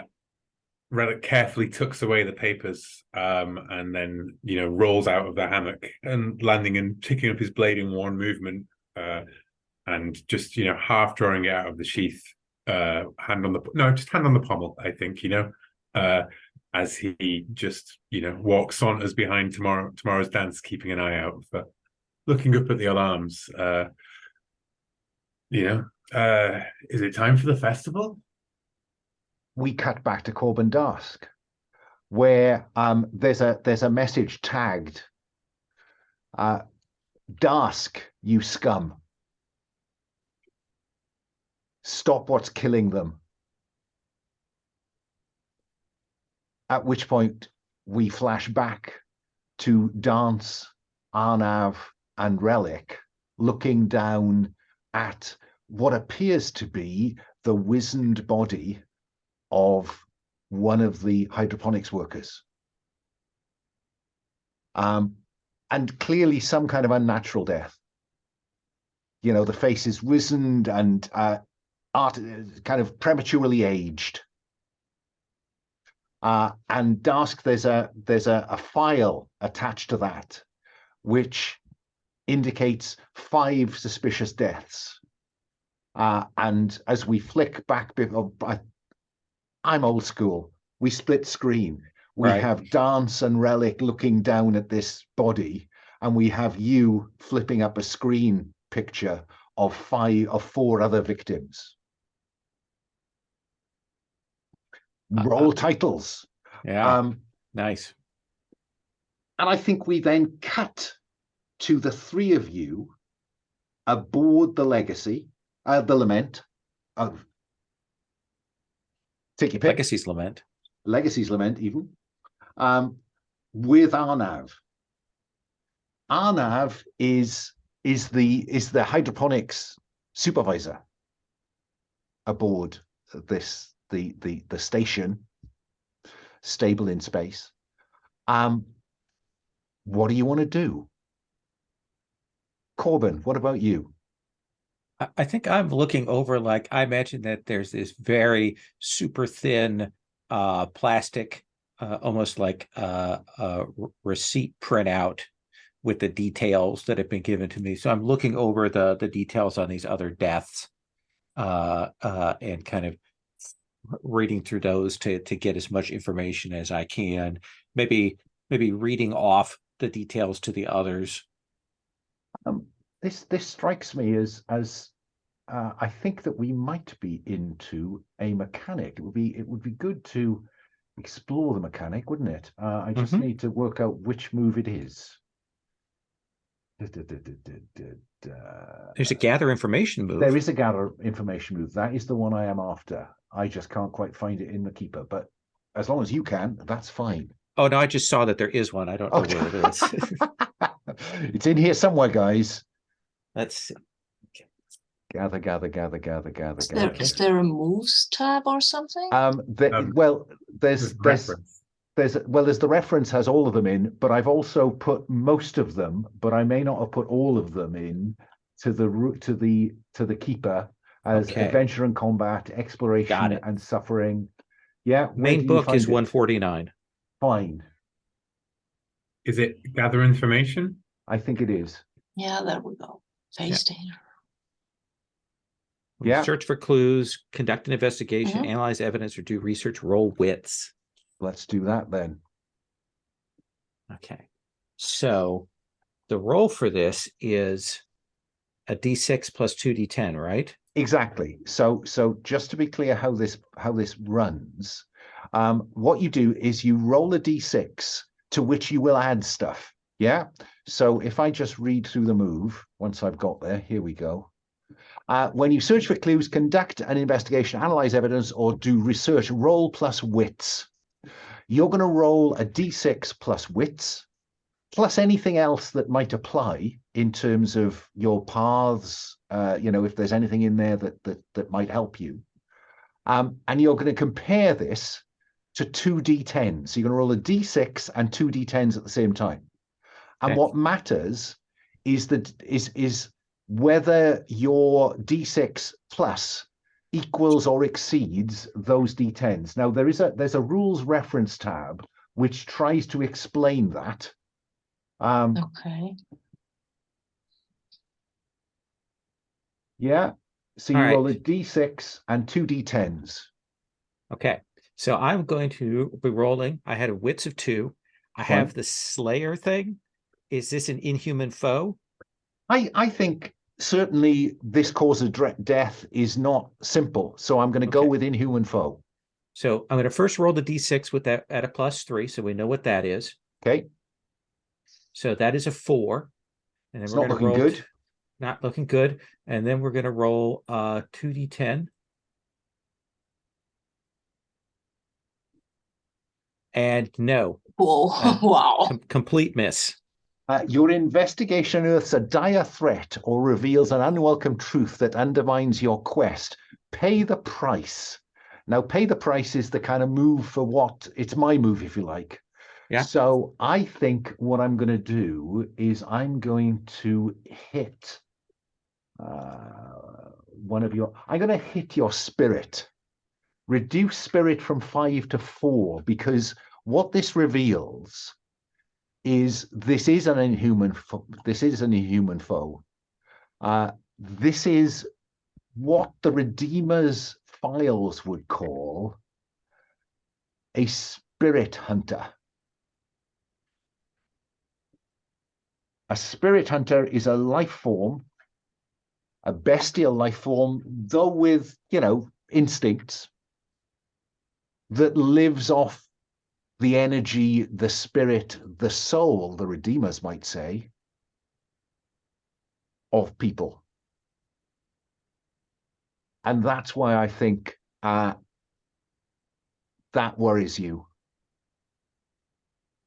Okay. I will kind of like clearly stop early in the process of going through this and go, ooh, kind of just say the name, like what it is, and then kind of trail off. And I'm no longer as interested in following this up. What relic is your thinking at this point? Well, sounds like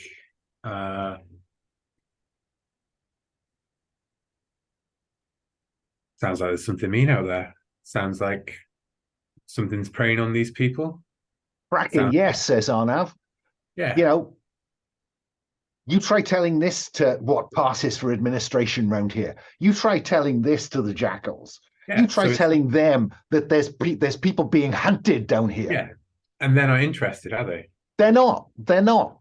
But these are, these are not bad people. These are good people being just eaten. And someone should do something about that. Fuck yeah. So how about we do something about that? Well, yeah. I mean, if you can prove that this isn't some kind of the jackals say it's just people trying to get at them.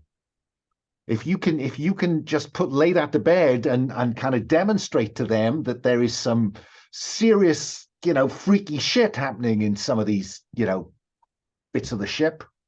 And then what? The jackals find out. Do they care? We care. We, the people who live here, care. Yeah. Well, what I'm saying is we won't just find out who did this. We'll put an end to it. We'll protect you from this thing. And he looks at you and he looks at Corben Darsk, looking very kind of, what do we see on Cinderwings? I have a rules question here. Of course. Because this thing says, when I swear an Iron Vow to solve a murder, disappearance, theft, or other mystery, blah, blah, blah, make the rank of the quest no greater than formidable, blah, blah, blah. Is this something I can do that with? This, that's where I'm going on this. I'm hoping that you are going to swear an Iron Vow and we're going to see those iron blades. Absolutely. I'm not. And I'm usually a pretty cheerful person. Or pretend to be a pretty cheerful person at least. But at this point, I will draw my blade. It's not a big blade. It's a smaller, shorter blade. You can throw it.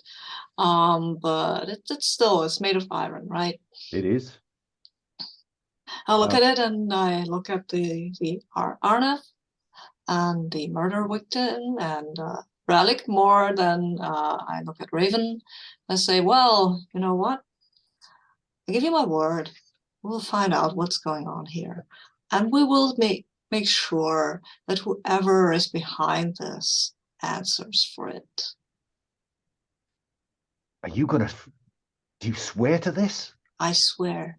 On my name, on my father's name, on my mother's name, and all of their nibblings. And on the blade? And on the blade. Now, the way that swearing an Iron Vow goes is that one of you will swear the vow that all of you will be bound to. Yeah? And based on the way that's played out, it seems to me that, I mean, not least because, of that, do the thing. So swear an Iron Vow is on So, there we go. It is on page 12 of the reference. Oh, When you swear upon iron to complete a quest, write your vow and give it a rank. okay. You write it, I'll rank it. Nice. Then roll Okay. plus heart. If you swear this vow to a connection, add +1. So you're swearing it to Arnav. Mhm. If you share a bond, add +2. So that's what you're going to do. Mhm. Again, you're rolling a d6 and a pair of d10s. Okay. I roll the d6 with plus my heart, right? Yeah. Which is 1 and +1 because I'm swearing to connection, right? And you're Okay. sharing a connection. You're sharing a bond, so you're rolling adding another 2 as well. Oh, we're sharing a bond. Nice. Yeah, because Okay. all of you are. I'm Oh, assuming this okay. is true. Corben, I should ask. Do we see you take out your iron blade? Yes. Tell me about this blade.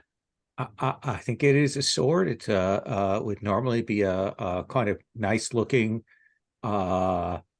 fancy double-sided blade.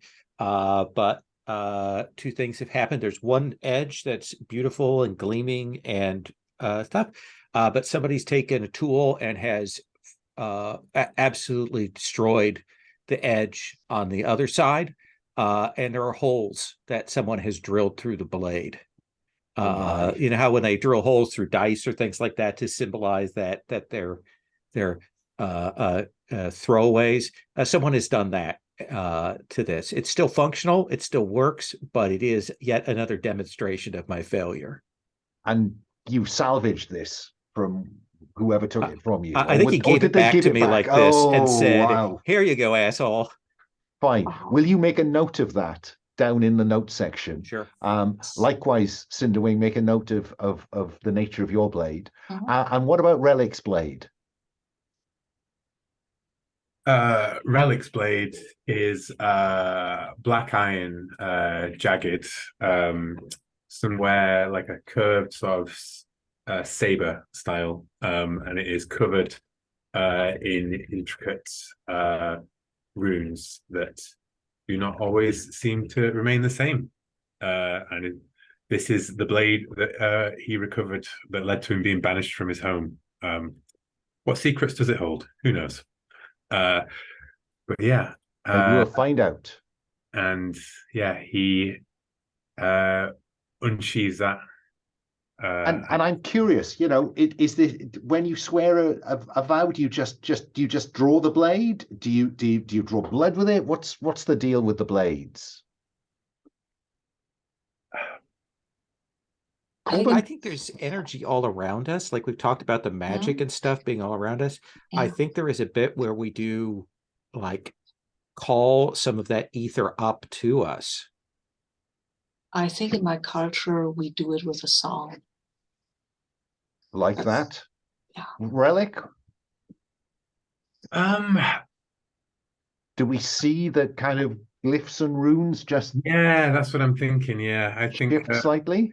yeah, I think they glow faintly as well as he says it, I think that in this case he doesn't even like unwrap it from its wrappings. He just holds it and makes the oath, and between the bandages you see like glowing light emerge from it. And Corben, I'm imagining that the sharp edge of the blade just gleams slightly, Yeah. whereas the But slagged edge. But I think it is that it has to touch, for me, for the way that my people have done it, it has to touch flesh, and I don't have flesh on my arm, so I have to raise the blade up and essentially kiss the blade. Oh, Yes. Okay, and so we swear an iron vow. So roll them dice. okay. So it's +4 and plus whistles d6. See how that goes. Yeah, well, that goes 10. pretty nice. That bodes well. Yeah, I rolled 2d10. They don't deserve. Oh, I put the modifier in. Yeah. I didn't. So you 10 versus 6 hit. 10 versus 5 hit. Yeah. So a strong hit. Yes. A strong hit on swearing you are emboldened, and it is clear what you must do next. Take 2 momentum. The momentum just goes to the person who rolls the dice. So can you see at the top of your character sheet? I can see the momentum thing. And momentum. So you yeah. up it from 2 to 4. I have. Where do I write the vow, though? Right. Let me take you to progress. There is a progress tab. Oh. Yeah. We have a lot of tabs. And can you see top left? Not There's yet. vow, scene, foe, challenge. So everything runs on a clock, basically. Yeah. Cool. So this is a vow. I think the way Relic put it was end the spirit hunter threat. Yeah. Does that seem fair? Yeah, that seems fair. That's basically what I meant by find out who did it, who done what. Yeah. Who done what, and make them answer for it. I'm going to make this a dangerous. So every time you make progress in this, to achieve this, you will mark 2 boxes per progress, which means that we'll kind of go. Okay. Bing bong, bing bong, and so on. Okay. Yeah. Bing bong. But we'll come to that when it happens. So we have our first Iron Vow, and I should mark that as an Iron Vow. It's not just another obstacle. And part of me feels that that's kind of where our pilot episode gets us to this time round. Yeah. I think embarking any further seems, what are you going to get done in the next 10 minutes, really? Yeah. I would love to also talk about the rules for a bit as well. So that would be perfect. Like Fine. Stuff we've done, for example. Fine. So let's bring our first episode to an end there. We have an Iron Vow. That is what you will pursue, and that's basically about exploring, inverted commas, for clues and making progress, and then solving it. So, with all that in mind, a quick stars and wishes, and maybe a bit of a discussion about the rules that we won't put online. But let's do stars and wishes live, and then we'll end the recording, have a chat about how this goes. So let me start with Lowell. Any stars, any wishes? It's early days. I appreciate that. Yeah. This is a brilliantly done character keeper. I think that's like, you've done a lot of work on this. It's really striking. I already am excited about everybody's characters. And like I read through a chunk of Starforged, and I wasn't sure what it was going to look like. And the character creation process was both easier and more interesting than when I had first looked through. I was very uncertain. So that's definitely a star. Wishes, like, I don't know. I don't think I can formulate those. I'm excited to see how this goes. Something should happen. Yes, something should happen. Will, any stars, any wishes? Yeah, I really enjoyed rolling on the tables, making up the whole world building, the sector, the troubles, everything. I always love doing that with people, and this was no exception. I love the other characters already. Corben's super cyberpunk. Your former faction ripped your arms off. That's pretty hardcore, must be said. You out into the world with this indentured bionics, basically. I love it. Very hard Scrabble. And I love Tomorrow's Dance's name, frankly, because it reminds me of like the culture kind of names, I think, like the Ian Banks books. And just the whole like scavenger tribe, like nomadic troop lost. And this is I think that adds a lot of flavor. Wishes, I'm obviously up for a monster hunt, and I would definitely like, I know we've not got much time, but in terms of like, I would like at least one fly the ship somewhere, off planet to the rest of the other settlements or sectors or whatever. Yeah, those are my 2 wishes. Okay. What about you, Sabine? Yeah, I'll echo everyone's stars. Stars for the character keeper, stars for the character, the setting creation. As I said in setting creation, this is fun because I mean, this is mostly star to the system, and also will star you kind of coaching us through this without a lot of delay or debate or stuff like that. And I will of course give stars to all the both to other characters. Poor Raven, I just want to hug him. Like it's not all your fault. We'll make this better. I can't swear well to that right now because I wouldn't be appropriate, but maybe I will at one time. And I also love Relic and the whole backstory, and I love the name Starspurned, especially since we have a character called Starborn as sort of a honorific. So what does that mean? Where does that come from? Maybe they're distantly related. Yeah, who knows? Who knows? I have the feeling we're all kind of disenfranchised, and I like that we're yeah. Yeah, so I love everything about this. And my wish would be I would like to use my sleuth thing as soon as possible because I've got it and wants to be used. Oh, and I need to name a protocol bot. And oh, you do. Don't forget. Don't forget the protocol bot. And have a picture for them and have them wander around and tell us obscure bits of protocol that we might have otherwise missed. Great. My stars, thank you for throwing yourself at what is quite an involved setting and character creation, albeit hopefully not too not as difficult as it might have been. And yeah, my wish is just I want to see the mechanics work now. So I'm going to end the recording there. So wave bye to the internet.